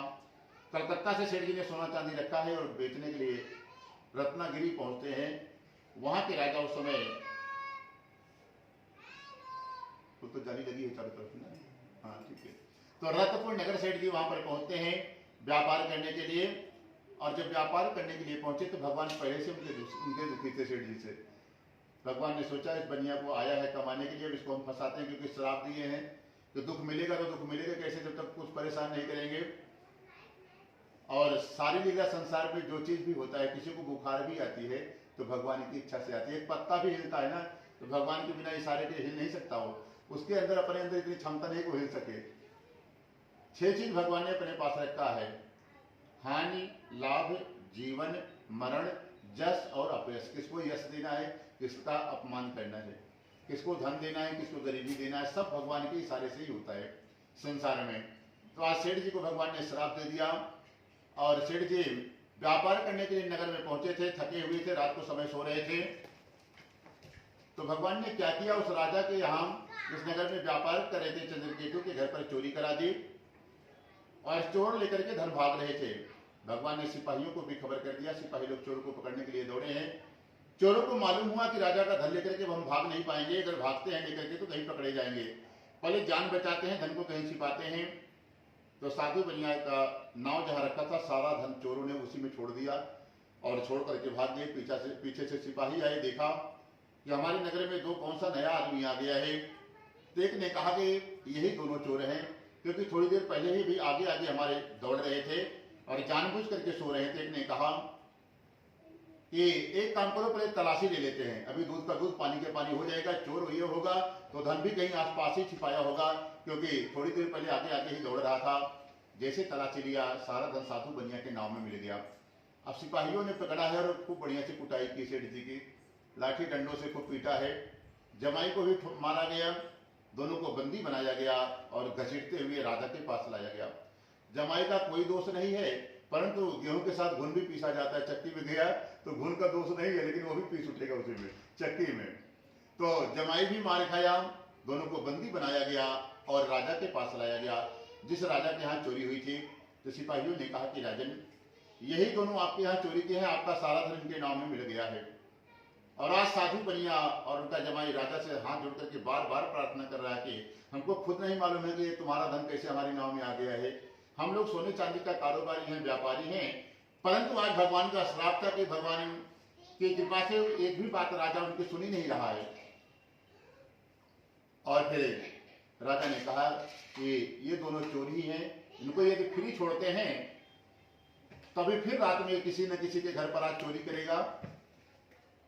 इसको एक काम करो, तुरंत बंदी बना लो और कठिन से कठिन कारावास में डाल दिया जाए, इनका सारा धन छीन लिया जाए। तुरंत साधु बनिया को जमाई को जेल में बंद कर दिया गया। और अगले दिन जो ये घर पर भी सोना चांदी रख करके आया है, घर पर भी चोरी होती है और सारा धन चोर लेकर के चले गए। धन किसका था, धन किसके हैं, नारायण के हैं, नारायण के पास चले गए। जो बेचने गया था वो भी सब राजा के कब्जे में ले लिया, घर में जो रखा था वो भी सब चोर लेकर के चले गए और घर पर कुछ नहीं बचा है। तो आज साधु बनिया बड़ा दुखी हुआ है और वहां पर बड़ा दुखी हुआ है और वहां पर बड़ा दुखी हुआ, घर पर भी कुछ नहीं बचा और घर पर गरीबी का निवास हो गया है। तो घर पर कुछ नहीं बचा था तो माँ बेटी को भूख लगा, कलावती लीलावती की थी, तो भिक्षा मांगने के लिए निकलती है घर पर। एक दिन की बात है, कलावती भिक्षा मांगते मांगते एक ब्राह्मण के घर गई और वहां पर उसने सत्यनारायण भगवान का पूजन होते देखा। बैठ करके भगवान की कथा को सुना है। जब कथा समाप्त हो गई, प्रसाद चरणामृत मिला, तो रात को घर आई है। तब उनकी माँ बहुत नाराज हुई और कहा कि हे बेटी, आज इतनी रात तक कहाँ रही, तेरे दिमाग में क्या चल रहा है? तब कलावती ने कहा कि एक ब्राह्मण के घर गई थी, वहां पर भगवान की कथा हो रही थी और इसी कारण बस इतना समय लग गया है। जब ये बात सुना तो आज कलावती और लीलावती ने संकल्प लिया कि हम लोग भगवान का पूजन करेंगे। घर पर जितना भी धन मिलेगा, चलो भिक्षा मांगने के लिए चलते हैं और जितना ही धन मिलेगा उसी से आज हम सत्यनारायण भगवान का पूजन करते हैं। 2 मिनट कोई पकड़ लो उनको, इधर दो इधर उधर कह रहा हूँ तो बार बार कहीं 2 मिनट सुन रहे बात बोल रहे हैं, इधर से बंद करके बैठ जाओ, उधर ही थोड़ी देर, सुनेंगे नहीं बोल। इधर बार बार नहीं आना, इधर हो या उधर उसके सामने में जाओ, तो वहाँ बैठो। कैमरे के सामने क्यों रह रहे हो तुम? अभी टीवी में इसी तरह बार बार आओगे जाओगे, उसमें दिखेगा हरकत कर रहे हो। वहाँ बैठो ना, पीछे जाके वहाँ पे बालकनी में देखना है ना टीवी में, तो फिर बैठो यार, अच्छे से देखना है। तो तब माँ बेटी आज भगवान के पूजन का संकल्प लिया कि इसको हम पूजन कल ही करेंगे और फिर पूजन का संकल्प ले लिया है और भिक्षा मांगने के लिए निकली है और भिक्षा में बहुत सा धन मिल गया, जिससे उन्होंने घर पर भगवान के पूजन के लिए बढ़िया बढ़िया पक्के केले के फल, शक्कर, घी, दूध, दही, गेहूं का चूर्ण सामग्री खरीदा है, लाकर के आई है। और माँ बेटी ने सुबह से शाम तक व्रत रखा, कलावती लीलावती ने, और शाम के समय भगवान का पूजन करने जा रहे हैं कि हे भगवान, मुझसे या मेरे परिवार से कोई भी अपराध यदि हम लोगों से आपका हो गया हो तो हे नाथ, हे नारायण, हमारे पाप को क्षमा करें, हमारे परिवार की रक्षा करें। क्योंकि इतना बड़े हम लोग सेठ साहूकार थे, सोने चांदी का कारोबार था और इतना जल्दी आज घर पर खाने तक की कोई व्यवस्था नहीं, नगर में घूम करके भिक्षा मांगे तो ये भगवान का श्राप ही हो सकता है। इतना बड़ा आदमी इतना जल्दी गरीब नहीं हो पाता। होते होते होता है अचानक से सब हो गया कि आज पति भी नहीं है, जमाई भी नहीं है, घर पर भी खाने का कुछ नहीं बचा है। तो आज बड़ी दुखी हुई और माँ बेटी ने संकल्प लिया कि भगवान का पूजन करेंगे। नगर में भिक्षा मांगने के लिए गए, धन बहुत सा मिल गया, जिससे बढ़िया बढ़िया पक्के केले के फल, शक्कर, घी, दूध, दही, गेहूं का चूर्ण लाई है, ला करके शाम के समय पूजन करने बैठी है। भगवान से प्रार्थना करें कि भगवान हमारे पूरे परिवार की आप रक्षा करें, हम लोगों से कोई अपराध हो गया हो, पति से, किसी से, तो सबका अपराध सबकी तरफ से क्षमा मांगते हैं। भगवान प्रसन्न हो गए, पूजा हुआ, पूजा होने के बाद फिर विसर्जन किया गया और पूजन करते समय माँ बेटी ने यही भगवान से प्रार्थना कर रहे थे कि हे भगवान, हमारा पति और जमाई आज कई वर्ष बीत गया, वो लोग व्यापार करने के लिए गए, हमको ये भी नहीं खबर है कि वो लोग जीवित हैं कि नहीं है, क्योंकि जब से गए हैं तब से कोई खबर आया ही नहीं, क्योंकि वो लोग फ्री होते तब आते, वो लोग तो जेल में बंद पड़े हैं। तो माँ बेटी वही प्रार्थना करें कि हे भगवान, आप तो हर जगह रहते हो, आपको तो जरूर समाचार मालूम होगा कि वो लोग कहाँ पर किस दशा में हैं। एक बार जैसे भी जहां भी हो उनको वापस घर भेज दीजिए। और पूरे परिवार से क्षमा मांगते हैं और भगवान उस पूजा से संतुष्ट हो गए। पूजा के बाद विसर्जन किया गया, तो जो जहां से देवता आए हैं सब लोग गए, सभी देवता अपने अपने मंदिर चले गए। भगवान विष्णु जी बैकुंठ ना जाकर के जहां पर साधु बनिया बंदी बनाया गया था, उस राजा चंद्रकेतु के यहाँ भगवान जाते हैं, दर्शन दिया उसको, दर्शन देकर के कहा कि हे राजन, जिन दोनों वैश्यों को आपने बंदी बनाया है उनको दोनों को प्रातः होते ही छोड़ देना। वो दोनों व्यापारी हैं, चोर तो कोई और था, चोरी करके भाग रहा था, आपके सिपाहियों के डर से इनके नाम में चोरों लोगों ने सारा धन छोड़ करके भाग गए, जिससे आपके सिपाही और आप इनको चोर समझ बैठे हैं। इनको सुबह होते ही छोड़ देना और एक काम करना, ये लोग बनिया जात के हैं, अभी तक फ्री होते तो धन को दोगुना कर दिए होते, अब तुम्हारी जिम्मेदारी है कि धन को दोगुना करके देना है। नए नए कपड़े दे देना और सुबह होते ही विदा कर देना। भगवान रात में सपने में बता करके राजा को चले गए बैकुंठ। राजा सपने से जागा है, सभा में गया, मंत्रियों को बताया कि आज हमने ऐसे सपना देखा है। तो मंत्रियों ने कहा कि राजन, तुम्हारे पुत्र का और पूरे राज्य का सवाल है। भगवान ने कहा है कि यदि ऐसा नहीं करोगे, हमारी आज्ञा का पालन नहीं हुआ, तो आपके पुत्र को और पूरे राज्य को नष्ट कर देंगे। तो धन को मत देखिए, जैसे भगवान ने आपका मार्गदर्शन किया है, जितना धन लियो उतना सोना चांदी इसको और दे दो और अपने नगर से विदा कर दो। अब आज साधु बनिया को समाचार मिला कि राजा तुमको सभा में बुलाया है। तब तो साधु बनिया डर गया कि लगता है आज फांसी पे चढ़ाएगा, क्योंकि इसका धन तो सारी नाव में हमारे मिला ही है, जेल में बंद थे, जान बची थी, लगता है आज उससे भी हाथ धोए। सुबह बुलाएगा और सिपाही आए, हथकड़ी खोली गई और राजा के पास लाया गया। राजा को जाकर के दोनों ने नमस्कार किया। राजा खुद डरा हुआ था, रात में भगवान डरा करके चले गए थे। तो राजा कहता है कि हे महान भावों, भाग्यवश तुम्हें इतना दुख प्राप्त हो गया था, अभी तक अभी से ही आपको कोई भय नहीं है हमारी तरफ से। जैसे भगवान ने कहा था कि नए नए कपड़े दे देना, नए नए कपड़े मंगाए गए, 2 गुना सोना चांदी मंगाया गया और साधु बनियों को दे करके राजा कहता है कि तुरंत महाराज हमारे नगर से चले जाइए, जितना जल्दी से जल्दी हो सके। और दोनों वैसे अपने अपने यात्रा घर के लिए करते हैं। बोलो सत्यनारायण भगवान की जय। जब भगवान नाराज हो जाए तो जो रहता है वो भी ले लेते हैं, जब प्रसन्न हो जाए तो बिना व्यापार के ही दोगुना कर देते हैं। जेल में बंद था, भगवान ने फिर से भी राजा से ही दोगुना दिलवा दिया। सारी इच्छा हानि लाभ जीवन मरण सब उन्हीं के हाथ में है, किसको घाटा करना है किसको फायदा करना है, सब उन्हीं के इशारे से होता है। तो चलिए भगवान का नाम लें। ओम श्रीमन्नारायण नारायण नारायण हरिमनि नारायण नारायण नारायण रामे नारायण नारायण नारायण कृष्ण नारायण नारायण नारायण गोविंद नारायण नारायण नारायण श्रीमन्नारायण नारायण नारायण। सत्यनारायण भगवान की जय। आज चतुर्थोध्याय। अब साधु बनिया को भगवान ने रक्षा कर दी, माँ बेटी ने घर पर पूजन किया, भगवान से क्षमा मांगी। आपसे कोई अपराध बन जाए, गलती हो जाए तो भगवान से क्षमा मांगने से भगवान क्षमा भी कर देते हैं। आज साधु बनिया के ऊपर फिर से भगवान ने कृपा कर दी, राजा से दोगुना धन दिला दिया है। और फिर प्रसन्न होकर के साधु बनिया अपने घर के लिए यात्रा करने जा रहा था। तो भगवान की इच्छा हुई कि जिसके पास फ्री का धन आ जाए बिना व्यापार के मेहनत के, उनके दिमाग में चलता क्या है। भगवान की इच्छा हुई इस बनिया को हमने धन दिया है बिना मेहनत का पाया फ्री का, तो इसके दिमाग में चल क्या रहा है, चलो आज चल करके देखते हैं। जो अचानक से कहीं ससुराल का ननियाल का धन पा जाए साधारण आदमी, तो उसको दिमाग में क्या चलता है। तो भगवान की इच्छा हुई तो भगवान ने क्या किया, साधु बनिया को धन से दिला दिया है। सेठ जी ने धन को नाम में रखा है, सोना चांदी। और सेठ लोग कहीं यात्रा करने जाते हैं तो जहां भी जाए बिना भगवान का पूजन किए यात्रा नहीं करते हैं। वो माथे पे टीका चंदन सेठ जी लगा रहे हैं, नदी के किनारे भगवान का पूजन कर रहे हैं। नाव पर बैठने वाले थे तो भगवान ने क्या किया, एक ब्राह्मण का वेश बनाया, फटे पुराने एकदम कपड़े पहन लिए और एकदम बूढ़ा आदमी हाथ में डंडी लेकर के बढ़िया सा चोटी लगाया, टीका चंदन माला झोली लेकर के सेठ जी जहां पर बैठा था सेठ जी वहीं की तरफ भगवान जा रहे हैं। सेठ जी ने देखा लगता है इस नगर का कोई बहुत गरीब आदमी है, हमको बढ़िया कुर्ता धोती टोपी लगाए हुए है, तो कोई बड़ा आदमी सोच साहूकार समझ रहा है, ये ब्राह्मण हो सकता है गरीब आदमी है, कुछ मदद मिल जाए, कुछ धन दे देगा या कुछ अनाज दान कर देगा, नहीं कपड़े शरीर पर नहीं कपड़े ही दान कर देगा। उसी की कामना से लगता है ये ब्राह्मण हमारी तरफ आ रहा है। परंतु हम इसको फूटी कौड़ी देने वाले नहीं, हम तो पहले से महाकंजूस आदमी है, बिना मतलब के ब्राह्मण हमारे पास आ रहा है। भगवान धीरे धीरे सेठ जी के सामने प्रकट हो गए और भगवान जो देते हैं उसी की परीक्षा लेते हैं, वही पूछते हैं।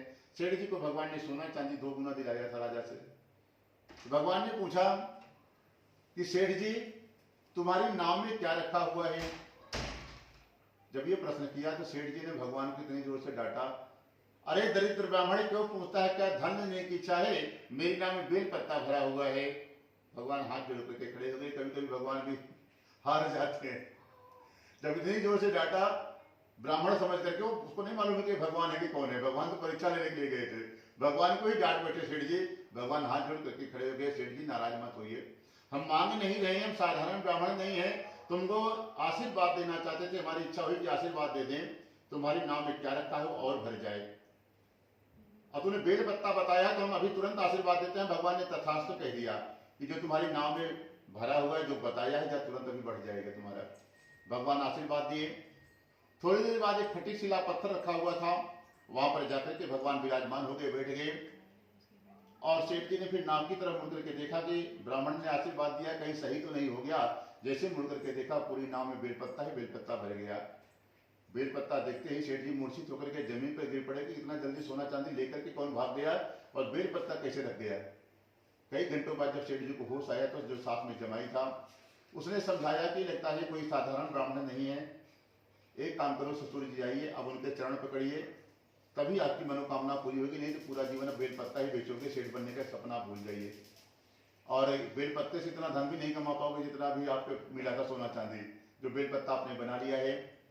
सेठ जी जाकर के त्राहिमाम करके जमाई के समझाने के बाद भगवान के चरणों में लेट गए और भगवान से क्षमा मांग रहे हैं कि प्रभु आज हमसे बहुत बड़ा अपराध हो गया है, हमने झूठ बोल दिया है।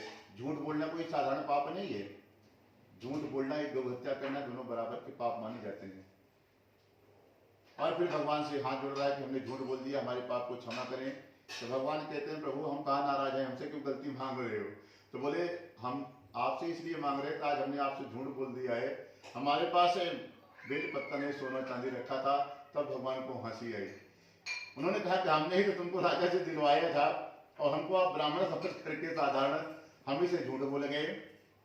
जाओ उसका पुण्य फल भोगी, आपने जो बताया हमने तो आशीर्वाद दे दिया। तब साधु बनिया समझ गया जब भगवान मुस्कुराए कि ये भगवान है, कोई साधारण ब्राह्मण नहीं है।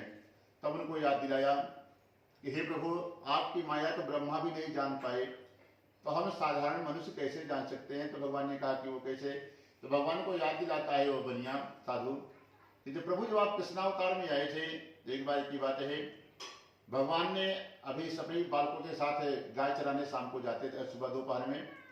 तो एक दिन विचार किया कि सब लोग कुछ ना कुछ पकवान बना करके लाना, हम लोग साथ में बैठ करके खाएंगे।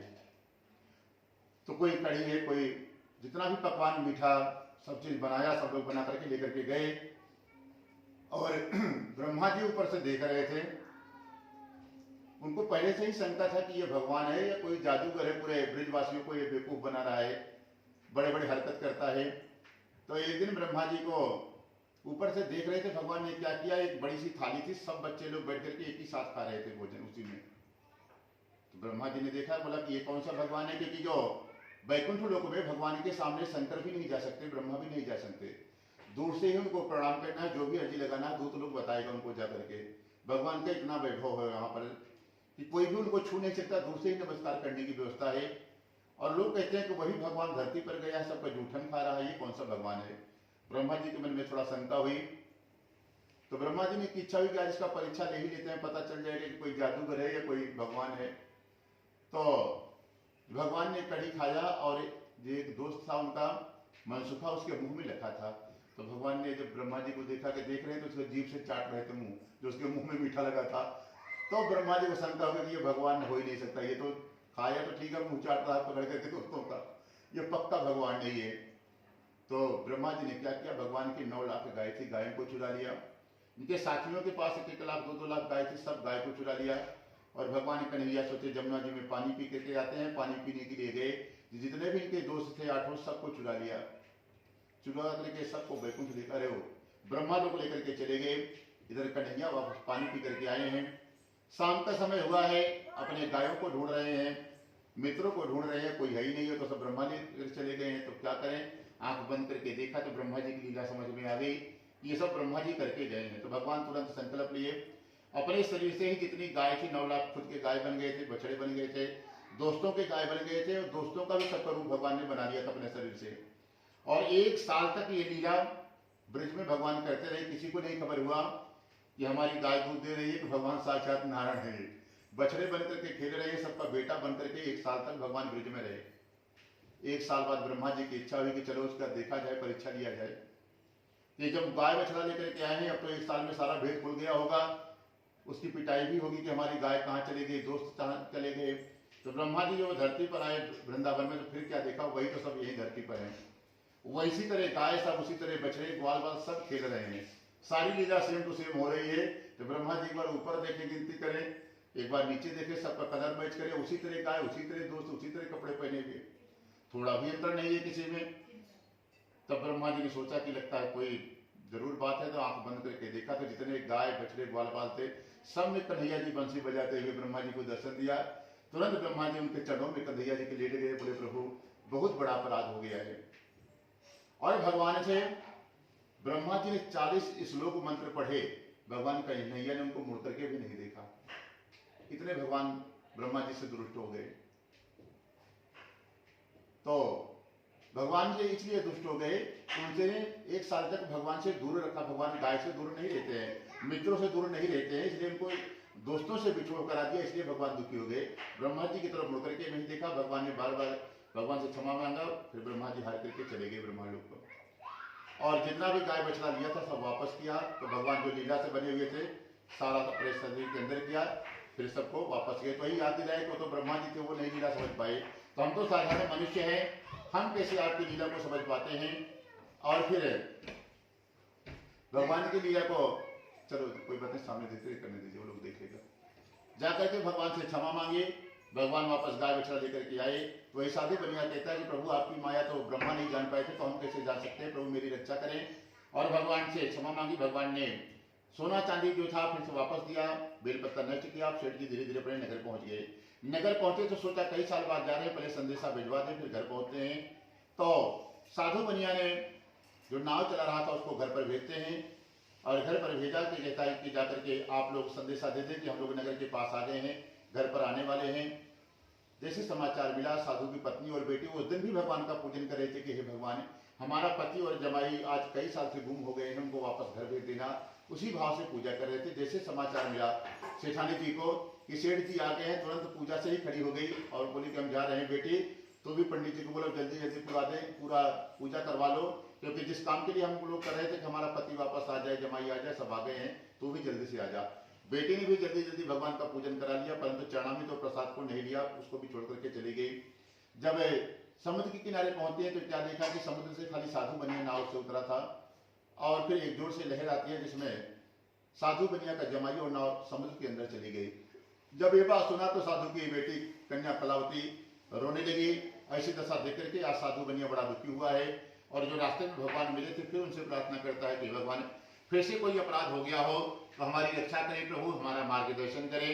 तुरंत सूर्यनारायण भगवान ने आकाशवाणी की, हे साधु बनिया, तुझसे कुछ भी अपराध नहीं हुआ है, तुम्हारी पत्नी और बेटी ये लोगों ने घर पर आज पूजन रखा था, पूजन तो किया है, परंतु प्रसाद और चरणामृत का अपमान कर दिया, उसको लिया ही नहीं। इसी कारण बस तुम्हारी नाव और जमाई आज समुद्र के अंदर डूब गया है। एक काम करो, भी घर जाओ, भगवान से क्षमा याचना मांगो, प्रसाद खाओ, चरणामृत लो, फिर वापस आओ, तो आपकी नाव और आपका जमाई मिल जाएगा। पूरा परिवार घर गया, भगवान से क्षमा याचना मांगी, प्रसाद लिया, फिर वापस भाग करके आए हैं। फिर से भगवान से प्रार्थना की तो एक लहर आती है जिसमें साधु बनिया का नाव और जमाई फिर वापस प्राप्त हो गया। पूरा परिवार बैठ करके भगवान का समुद्र के किनारे पूजन किया है और इस लोक में सुख होकर के अंत में परम धाम को जाते हैं। लो सत्यनारायण भगवान की जय।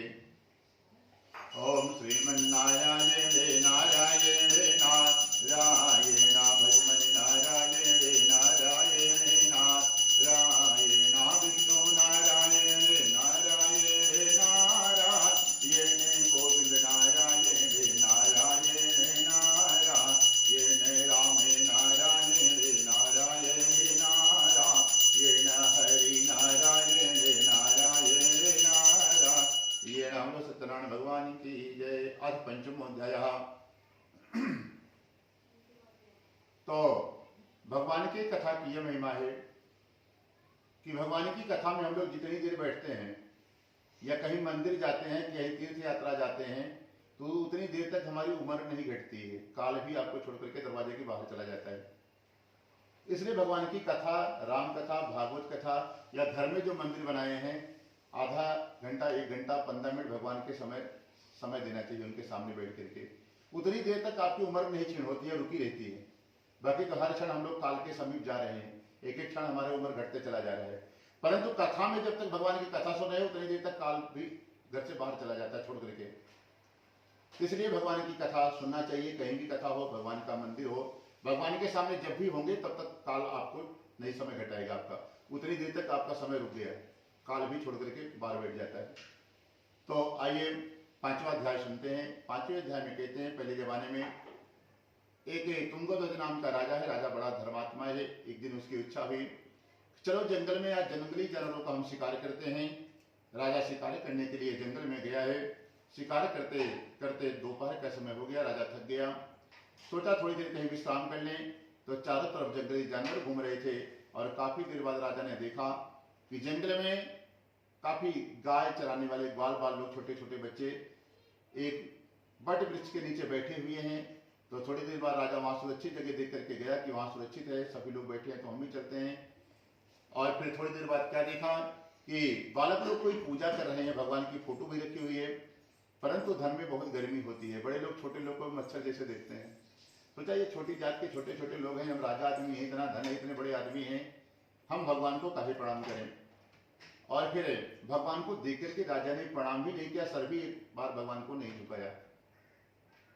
और फिर थोड़ी देर बाद बालकों ने पूजन को पूर्ण किया और एक छोटा सा बालक भगवान के प्रसाद को लेकर के राजा के पास जा रहा है। उसने विचार किया कि राजा भगवान का ही स्वरूप माना जाता है, तो एक काम करो, ये राजा बड़ा आदमी है, हमारे पास आया कि नहीं आया पूजा में, हमारी जिम्मेदारी है कि पहले भगवान के इस प्रसाद को राजा को देते हैं, बाद में फिर हम लोग मिल बांट करके खाएंगे। तो जब प्रसाद लेकर के बालक देने के लिए राजा को गया, तो राजा डांट कर उस बच्चे को भगा दिया। तुम लोग छोटी जाति या छोटी जाति को हो, तुम्हारे हाथ का प्रसाद हम कैसे खा सकते हैं? हम राजा आदमी हैं, बड़े आदमी हैं, बड़े पढ़े लिखे हैं। तुम लोग गाय चराने वाले गंवार आदमी, गाय चराने वाले को लोग गंवार समझता है कि ये बेकार है। जो कुत्ता उत्ता रखता है उसको बहुत धर्मात्मा लोग समझता है कि बहुत बड़ा आदमी होगा, धर्मात्मा होगा। ये कलयुग का असर है। और पहले में सतयुग द्वापर देता में उसको पापी समझते थे, जो कुत्ता अगर लेके गया कहीं पर। अभी कलयुग में उनको बड़ा आदमी समझता है, गाय वाले को छोटा आदमी समझता है। सब ये सब कलयुग का असर है। जैसे जैसे आएगा, अभी तो खाली कुत्ता मिला है हर घर में, फिर कहीं सांप खड़ा मिलेगा, कहीं बिच्छू मिलेगा, कहीं जंगली जानवर शेर बाघ भी लोग पालेगा। अभी चीता उता शेर और दुबई में भी चालू हो गया है पालना। बड़े बड़े शेख लोग गाड़ी में लेकर के घूमते हैं। तो इंडिया में भी आ जाएगा कल्चर। घरों में लोग घुसने के लिए पहले सोचेगा कि इसके घर में पता नहीं कौन सा जानवर निकल जाए। तो ये सब कलयुग का असर है। धीरे धीरे सब आ जाएगा, कलयुग जैसे जैसे बढ़ेगा और आना चालू भी हो गया है। कुत्ता बिल्ली तो अक्सर घरों में मिल जाएंगे, कहीं भी जाएंगे बिल्ली और कुत्ता सबके घर में मिल जाते हैं।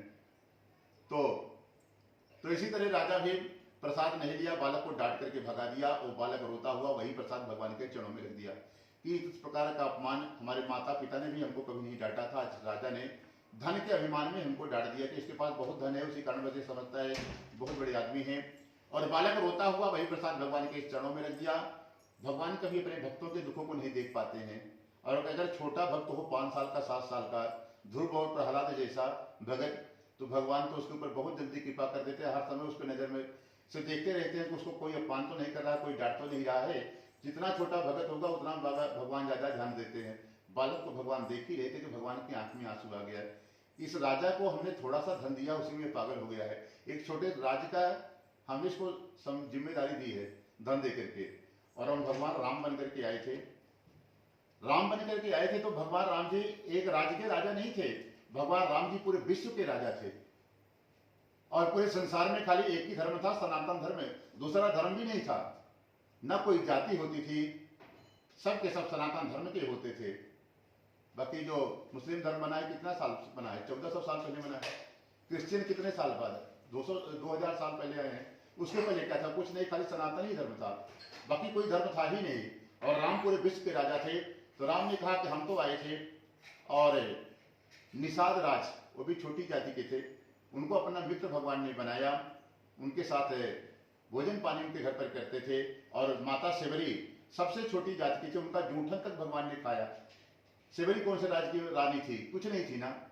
तो भगवान ने कहा कि हमने जूठन खाया था, जिससे राजा को तो बालक लोग जूठा भी नहीं खिला रहे थे, प्रसाद भगवान का दे रहे थे, उसको अपमान कर दिया।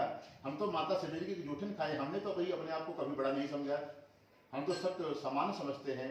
तो इसको थोड़ा सा धन दे दिए, इसी में पागल हो गया है। भगवान को बड़ा दुख हुआ, और दुख होते से अग्नि आंख से एक बूंद आंसू गिरा। आंसू से अग्निदेव प्रकट हो गए, और अग्निदेव को भगवान ने आदेश दिया कि जाइए, इस राजा के पास जितना धन है सब क्षण भर में सब जला करके समाप्त कर दो। यहाँ तक कि इसका पत्नी, बच्चा, माँ बाप कोई भी परिवार में भी नहीं बचे, सब इसको शून्य कर दो। अग्निदेव पहुंचते हैं, क्षण भर में सारा कुछ जला करके नष्ट कर दिया। भगवान जिस चीज की भी अहंकार मन शरीर में आया, आप जिसका भी अहंकार करोगे वही नष्ट करते हैं भगवान। इसलिए कभी किसी चीज का अहंकार मत करना। ज्यादा ताकत है और उसका आपको अहंकार हो जाए कि हम बहुत ताकतवर है, किसी को सताएंगे, गलत जगह उसका सदुपयोग करेंगे, तो ऐसी जगह से भगवान विकलांग करते हैं कि किसी काम का नहीं रहता, उठना बैठना उसका मुश्किल हो जाता है। इसलिए कभी किसी का भी अहंकार मत करो कि वो चीज हमारे पास है तो भगवान को थैंक यू करिए, प्रभु आपकी कृपा से है। जब तक उनकी कृपा है सब तक ठीक है। राजा को धन का अहंकार था, धन सब नष्ट भगवान ने करा दिया। घर पर आग लगी, सारा कुछ जल करके पत्नी, बेटा, माँ बाप सब समाप्त हो गया। राजा जंगल से वापस घर गया बिना प्रसाद लिए, तो देखा, और देखते ही वो समझ गया कि लगता है भगवान ने ऐसे किया। और ऐसे आग लगी थी, आग लगने के बाद सब ठंडा हो गया था, कहीं धुआं भी नहीं निकल रहा था। तब राजा समझ गया कि साधारण आग लगती तो कहीं थोड़ा बहुत तो धुआं निकलता होता, आग होती, ये तो जैसे पहले से खंडहर था वैसे बन गया। ये सब भगवान ने किया है। भगवान की माया समझ करके राजा फिर जंगल की तरफ भागा है। बालकों से चरण पकड़ करके सबसे क्षमा मांगी, भगवान से क्षमा मांगी, प्रसाद मांग करके खाया। तो भगवान को दया दे कि चलो हमारे भक्तों से क्षमा मांग लिया है। इसलिए कहते हैं जो भगवान का भक्त हो, साधु संतों से, ब्राह्मणों से, इसीलिए उन लोग डरता है। भगवान कहते हैं हम भी डरते हैं कि कभी उनका अपमान गलती से ना हो जाए, अगर वो नाराज हो गए तो सब कुछ गड़बड़ हो जाता है। देवता लोग भी डरते हैं। इसलिए भगवान के भगत के कभी अपमान मत करो। जो भी पूजा पाठ भगवान का करता हो, तुलसी की माला गले में पहनता हो, रुद्राक्ष पहनता हो, कभी वो आपको अपशब्द कह दे भी दे तो हाथ जोड़ करके आप बढ़ के चले जाइए आगे, उससे पंगा मत लेना। यदि उसने कुछ नहीं कहा तो भगवान किसी काम का नहीं छोड़ते हैं, जैसे राजा को नहीं छोड़ा। तो क्षमा याचना मांगी, राजा जंगल गया, प्रसाद मांग करके खाया, फिर वापस घर गया। तो जैसे था सब कुछ पुनः मिल गया। भगवान पहले ही विश्वकर्मा भगवान को भेज दिए थे, चलो हमारे भक्तों से क्षमा मांग लिया है। और जैसे था सब कुछ बन गया। फिर राजा अपने घर पर भगवान का पूजन किया, सब प्रकार का शुभ होकर के अंत में परम धाम को जाता है। कहते हैं जो भी मनुष्य इस परम दुर्लभ व्रत को करता है भगवान की कृपा से, उसके जीवन में कभी धन की कमी नहीं होती। एक बार भी कथा को किया है तो कभी गरीब होगा ही नहीं, इस कथा की महिमा है। यदि निर्धन होगा तो धनवान हो जाता है, किसी प्रकार के बंधन में फंसा होता तो बंधन मुक्त हो जाता है, निर्भय हो जाता है। और जिनके घरों में संतान नहीं होती है उस परिवार में संतान होना चालू हो जाती है। ये कथा की महिमा है। और अंत समय में कभी नरक की यातना नहीं करनी होती, वैकुंठ का ही पुण्य मिलता है ये कथा करने से जीवन में, जिन्होंने एक बार भी नियम पूर्वक किया है। तो कहते हैं प्रभु सब ठीक है, हमको ये बताइए कि जिन्होंने पहले जन्माने में कथा को किया है उनके दूसरे जन्म की सूक्ष्म रूप से कथा सुनाए। तो कहते हैं जो नदी के किनारे एक संतान पाने के लिए पूजन कर रहा था राजा उल्कामुख का, वही दूसरे जन्म में राजा दशरथ बनता है। और भगवान स्वयं चार चार पुत्रों का जाकर के सुख देते हैं, वो भी रंगनाथ भगवान का पूजन करके परम धाम को जाता है। और कहते हैं जो बाल बाल से ये कौन बने हैं, कहते हैं यही सब कृष्णावतार में भगवान के सब बाल सखा बने थे। और कहते हैं जो लड़के राजा भगवान के प्रसाद का अपमान कर दिया था वो कौन बना है, कहते हैं वही दूसरे जन्म में स्वयंभू मनु होते हैं। बहुत से भक्तों को भगवान की भक्ति में लगा करके वो भी परम धाम को चले जाते हैं। कहते हैं प्रभु लकड़हारा कौन बन था, कहते हैं वही दूसरे जन्म में निषाद राज बनते हैं राजा। और वो भी सिंहपुर नदी के किनारे लकड़ियों का उनका दूसरे जन्म में भी कारोबार था। और भगवान राम के चरणों को धुल करके वो भी परम धाम वैकुंठ को जाते हैं। कहते हैं प्रभु सब तो ठीक है, साधु बनिया क्या हुआ, तो कहते हैं साधु बनिया भगवान ने दूसरे जन्म में उसको राजा बनाए हैं। जब से भगवान का दर्शन कर लिया था उसी दिन से राजा कंजूसी छोड़ दिया था। कोई भी साधु ब्राह्मण गलती से भी घर पर आ जाए, रास्ते में मिल जाए तो बिना दक्षिणा दिए कभी खाली हाथ प्रणाम नहीं करता था। और अपने जीवन में सत्यनारायण कथा सुन लिया था, और राम कथा, भागवत कथा, सचंडी, रुचंडी, जितने भी मुक्ति के उपाय होते हैं सब यज्ञ को पूजा पाठ करके इतना धर्मात्मा बन गया था, भगवान अगले जन्म में उसको राजा बनाए हैं। कर्म का ही फल भगवान देते हैं। अर्जुन को कर्म का फल बताते बताते भगवान ने 18 अध्याय बता दी कि कर्मण्येवाधिकारस्ते मा फलेषु कदाचन, खाली हम कर्म का ही फल देते हैं, हमको कुछ मतलब नहीं। आप अच्छी पढ़ाई नहीं किए होते तो आज बड़ी पोस्ट पर नौकरी नहीं मिलती, आप भी कहीं कुछ लेबर क्लास में काम करते होते। इसलिए भगवान कहते हैं कर्म करो कर्म करो कर्म करो, खाली हम कर्म का ही फल देते हैं। आप उनकी पूजा कर रहे हो तो उसका पुण्य आपको वो देंगे, आप कर्म करके छोड़ दो। कहीं यदि दान किया है, कहीं मंदिर बनाया है, कहीं गौशाला बनाया है, कुछ भी किया तो उसका पुण्य आपको कोई नहीं रोक सकता, भगवान भी नहीं रोक सकते हैं। जितने भी अच्छे कर्म किए हैं, जितने भी गंदे कर्म किए हैं, वो सब आपको मिलना है। तो जब राजा ने साधु बनिया भगवान का दर्शन कर लिया था उसी दिन से कंजूसी छोड़ दिया था, और अपने जीवन में इतना पूजा पाठ ये कर लिया कि वो राजा का पद प्राप्त हुआ अगले जन्म में। भिखारी बनना और राजा बनना अपने हाथ में ही कर्म है। भिखारी बनने का एक फार्मूला है, आप चोरी कर लीजिए किसी के घर में, या किसी का तीर्थ यात्रा जा रहा है उसका धन छीन लीजिए, अगले जन्म में आप भिखारी बनोगे, छत भी नहीं नसीब होगा। गरीब बनने के, या फिर सोना गलती से भी कहीं रास्ते में पड़ा हो तो कभी गलती से सोना उसको उठाना मत, नहीं जितना सोना आपके घर में रखा होगा वो सोना लेकर के सब सोना निकल जाएगा। इतना दोष है फ्री वाले चीज में, सोने में, ये सब में। इसलिए धन की चोरी नहीं करना, दान पुण्य धर्म कार्य करते रहोगे तो साधु बनिए की तरह राजा बना। राजा कहाँ, बिहार का एक क्षेत्र है मगध, वहां का राजा बना है। उसका नाम भगवान ने उस जन्म में मोरोध्वज रखा था। साधु बनिया ही मोरोध्वज नाम का राजा बना है। भगवान कृष्णावतार में आए थे, लेकिन फिर भगवान की इच्छा हुई साधु बनिया को कि हमने इसको राजा बनाए हैं, इस जन्म में भी ये दान पुण्य करता है, पूजा पाठ कर रहा है कि भूल गया। तो भगवान ने एक दिन अपने मित्र अर्जुन को बुलाया और बोला कि मित्र आओ, एक हमारा पुराना शिष्य है, पूर्व जन्म में ये साधु नामक बनिया था, महाकंजूस था, और इस जन्म में जब से हमको मिल गया था तब से दान पुण्य कर रहा है, इस जन्म में भी करता है कि नहीं करता, चलो उसका परीक्षा लिया जाए। तो अर्जुन को बुलाया और अर्जुन को भगवान ने कहा कि तुम शेर बन जाओ और हम पंडित जी बन जाते हैं। तो कन्हैया जी साधु बनिया को भी ब्राह्मण के भेष में मिले थे, फिर ब्राह्मण टीका चंदन लगाया और अर्जुन को शेर बनाया, शेर बना करके गले में रस्सी डाला और रस्सी पकड़ करके भिक्षा मांगने के लिए मगध पहुंच गए। तो राजा का नियम था साधु बनिया का कि कोई ब्राह्मण और साधु हमारे घर पर आ जाए तो उसको इतना दान किया जाए कि साल भर किसी के यहाँ हाथ फैलाने की जरूरत नहीं पड़े, घर पर बैठ कर के वो खाए। इतना धर्मात्मा दानवान राजा था वो मोरोध्वज, वो दान के लिए फेमस था आपका बिहार का राजा मोरोध्वज। तो भगवान जो पहुंचे तो उनके लिए भी खूब सोना चांदी मणि खाने पीने का कपड़ा पूरा भर करके लेकर के दिया गया। तो ये तो भगवान से इनको ये सब नहीं चाहिए था, तो इन्होंने हाथ जोड़ा कि ये सब हमको नहीं चाहिए, आप अपने राजा को बुलाइए, जो चाहिए हम उसी से मांग लेंगे। राजा को संदेशा मिला कि आज बड़ा विचित्र ब्राह्मण आपके यहाँ आया है, इतना शरीर से चारों तरफ से उसको तेज निकल रहा, सूर्य की जैसे किरणें निकलती है, चमक रहा है ब्राह्मण, और सिर लेकर के आया है। तब राजा समझ गया कि ब्राह्मण सिर लेकर के कहाँ घूमता है, कोई दिव्य महापुरुष या कोई परीक्षा लेने के लिए आया है।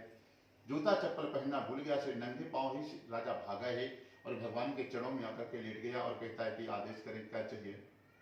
तो भगवान ने कहा कि राजन देख लो, जो मांगेंगे वो देना पड़ेगा, आप संकल्प ले लो तभी हम मांगेंगे। बोले आप कुछ भी मांगेंगे हम आपको खाली हाथ नहीं जाने देंगे, आज तक हमारे दरवाजे से कोई ब्राह्मण साधु खाली गया ही नहीं है, तो हम आपको भी नहीं जाने देंगे। बोले हम वाला मांगने वाले भी नहीं है, आप संकल्प ले लो, दोगे तभी हम मांगे। तो वचन दिया। तो भगवान ने कहा कि देखो राजन, आपने वचन दिया है, तो जो आपके पास एक बेटा है उसी को ये हमारा शेर खाएगा आज, ऐसा वैसा कुछ नहीं चाहिए, और खाली दाहिना भाग आपके बेटे का ये शेर खाएगा। ये भी कई दिनों से, कई महीनों से भूखा है, इसकी इच्छा थी कि जो राजा के पास बेटा है उसी को हम खाएंगे। तो आज हम भिक्षा मांगने के लिए आए हैं। शर्त ये होगी, आरे से काट करके देना होगा, और पति पत्नी खुद अपने बच्चे को काट करके दोगे आरे से, और ना आपकी पत्नी की आंख में आंसू आए, ना आपके बच्चे की आंख में आंसू आए, ना आपकी आंख में आंसू आए, तभी हम दान लेंगे। दान देना है तो बोलो। तब तो राजा डर गया कि ये क्या कर दिए, यहां तक तो हमने सोचा नहीं था कि ये सब मांग सकते हैं, परंतु भगवान को वचन दिया था। तुरंत नगर से साधु बनिया मोरध्वज नाम का राजा आरा मंगाया, बच्चे को बुलाया है, बीच में बच्चा खड़ा किया, एक तरफ राजा एक तरफ रानी अपने ही बच्चे को आरे से काट रहे थे। जैसे थोड़ा सर का हिस्सा कटा है, बच्चे की आंख में आंसू आ गया। भगवान ने देख लिया और राजा को कहा, राजन शर्त के अनुसार तुम्हारे बच्चे के आंख में आंसू उनको दिखाई पड़ रहा है, हम जा रहे हैं, नहीं लेंगे। तब तो राजा डर गया कि हमारा बेटा भी कट गया और लेंगे भी नहीं, अब तो क्या हुआ, तो फिर नरक में जाना पड़ेगा। कि ब्राह्मण संतोष होकर के नहीं गया, दुखी होकर के दरवाजे से चला गया बिना दान लिए। तो छोटा सा बालक जिसका शरीर कट रहा था, हाथ जोड़ करके भगवान से कहता कि हे प्रभु, इस शरीर से अगर आपको लग रहा है कि हमको मोह या मोह है, तो इसको शरीर से हमको कोई मतलब ही नहीं है, ये मिट्टी का शरीर है, और आज नहीं ये 70-80-100 साल में शांत होगा, और हमारा खुद का बेटा नाती जो होगा वही हमको जला करके फिर से हमको मिट्टी में मिला देगा। इसलिए मिट्टी का शरीर है, इससे तो हमको कोई मोह है ही नहीं है, और आत्मा अजर अमर है, हमारा प्राण तो अमर है, फिर कहीं दूसरी शरीर में चला जाएगा। आप जैसा ब्राह्मण बिना दान के वापस चले जाए, हमको नरक में जाना पड़ेगा, इसलिए हमको इस बात का दुख था। आपने दाहिना भाग मांगा था, बायां भाग आधा शरीर किस काम का आएगा, किसी काम में नहीं आएगा, उसको भी यदि आप ले लेते तो पूरा शरीर हमारा दान हो जाता। इसी बात की वजह से हमको दुख हुआ। जब इतना बात छोटा सा 5 साल का बालक भगवान के सामने हाथ जोड़ करके कहा, तो भगवान तुरंत शंख चक्र गदा लेकर के प्रकट हो गए विराट रूप में, और राजा को कहा कि हम भगवान हैं, जितना काटे उसको हटाओ। आरा हटवाया गया, पूरा शरीर फिर से जुड़ गया, उससे भी तगड़ा तंदुरुस्त हो बालक हुआ राजा का। और भगवान ने कहा कि राजन आज वरदान मांगिए, जो भी मांगोगे हम सब कुछ दे देंगे। आज तक ऐसी कठिन परीक्षा हमने संसार में किसी की नहीं दी, तुम्हारे लिए तुम पास हो गए। वरदान मांगो, पूरी धरती का राजा बनना है, क्या करना है, क्या चाहिए, आप जो भी चाहो सब कुछ दे देंगे। तो राजा कहता है कि हे भगवान, भले भगवान हो, अभी थोड़ी देर पहले आप ब्राह्मण पंडित जी बनकर के आए थे हमारे दरवाजे पर, यहाँ के राजा हम हैं, हमने आज तक कभी ब्राह्मण से लिया नहीं, खाली ब्राह्मणों को दिया है। हमारा भी नियम टूट जाएगा यदि हम आपसे ले लेते हैं। भले आप भगवान अभी बने, उसके पहले तो आप ब्राह्मण थे, आपसे हम कुछ नहीं ले सकते हैं, क्योंकि आप ब्राह्मण बनकर के हमारे दरवाजे पर आए थे। तब तो भगवान बड़े दुखी हुए कि राजा यदि कुछ नहीं लोगे तो हमारा अपमान हो जाएगा, संसार वाला कहेगा कि चतुर्भुज वाला नारायण साक्षात एक राजा को दे रहा था, राजा ने कुछ लिया ही नहीं। तो राजा हाथ जोड़ करके कहता है, प्रभु हम आपका अपमान नहीं करना चाहते हैं, क्षमा करें। यदि आप देना चाहते हैं तो ऐसा वरदान दे दो कि आज के बाद जो भी आपका भगत हो, कभी उसकी ऐसी कठिन परीक्षा नहीं लोगे। भगवान ने तथास्तु किया कि आज के बाद जो भी हमारा भगत बनेगा उसको कभी दुखी नहीं करेंगे, ऐसी परीक्षा नहीं लेंगे कि जिससे वो दुख हो, उसको थोड़ा बहुत कष्ट मिले। और भगवान ने कहा कि नियम होता है, कुछ ना कुछ जिसकी हम परीक्षा लेते हैं उसको देना पड़ता है। कोई वरदान मांगने के लिए यही मांगता है कि कुछ ना कुछ वरदान मिले हमको। तो तूने इतनी कठिन परीक्षा दी है आर्य से, जहाँ आशीर्वाद देते हैं, तुम्हारे आर्य से परीक्षा देने के कारण इस क्षेत्र का नाम आज से हम आरा रख देते हैं। भगवान ने उस मोरध्वज राजा के परीक्षा लेने के कारण बिहार का क्षेत्र आरा हो गया है।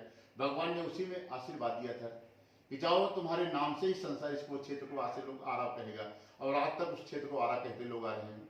बोलो सत्यनारायण भगवान की जय। ओम श्रीमन्नारायण नारायण नारायण, लक्ष्मण नारायण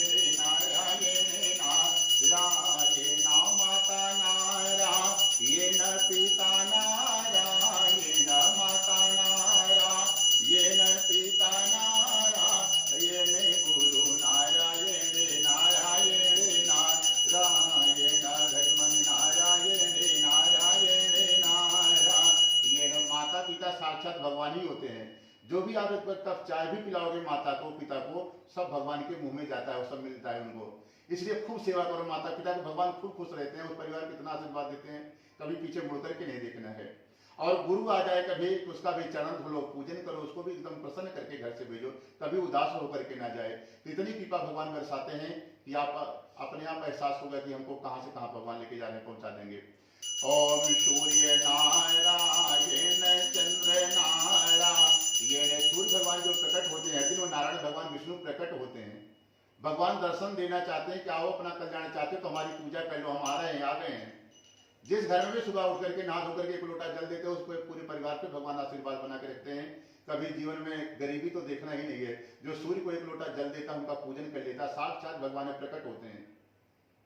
जिसको लगता है वो फालतू में आ रहा है, वो नहीं हो, जो उनकी महिमा जानता है उनको जाकर के हाथ जोड़ देता है तुरंत। जितनी बार मिलता है उतनी बार बार भगवान को हाथ जोड़ता, साक्षात भगवान विष्णु में प्रकट होते हैं। भगवान ही एक सामने है कि भगवान कृष्ण को अर्जुन को जो दर्शन दे रहे थे विराट रूप में, आप उनको नजर से नजर नहीं मिला सकते हैं, देख नहीं सकते हैं। तो भगवान ही साक्षात प्रकट होते हैं आपको दर्शन देने के लिए कि जगत वाले हमारा पूजा करके अपना कल्याण कर लो, हम आ गए हैं। ओम ब्रह्मा नारायण विष्णु नारायण, ब्रह्मा नारायण विष्णु नारायण, शिवजी नारायण नारायण नारायण, भगवान नारायण नारायण नारायण, यहाँ नारायण वहाँ नारायण, यहाँ नारायण वहाँ नारायण, जहाँ देखो वहाँ नारायण नारायण, भगवान नारायण नारायण नारायण, मुझ में नारायण तुझ में नारायण, मुझ में नारायण तुझ में नारायण, सब में नारायण नारायण नारायण, भगवान नारायण नारायण नारायण। बोलो सत्यनारायण भगवान की जय, बोलो आज के आनंद की जय। सब लोग फूल भगवान के सामने खड़े होकर के हाथ जोड़ करके चढ़ा दीजिए। ओम सच्चिदानंद रूपाय विष्णु पश्चात हेतवे तापत्र विनाशाय श्री कृष्णाय वयं नमः। ओम कृष्णाय वासुदेवाय हरे परमात्मने प्रणतः कले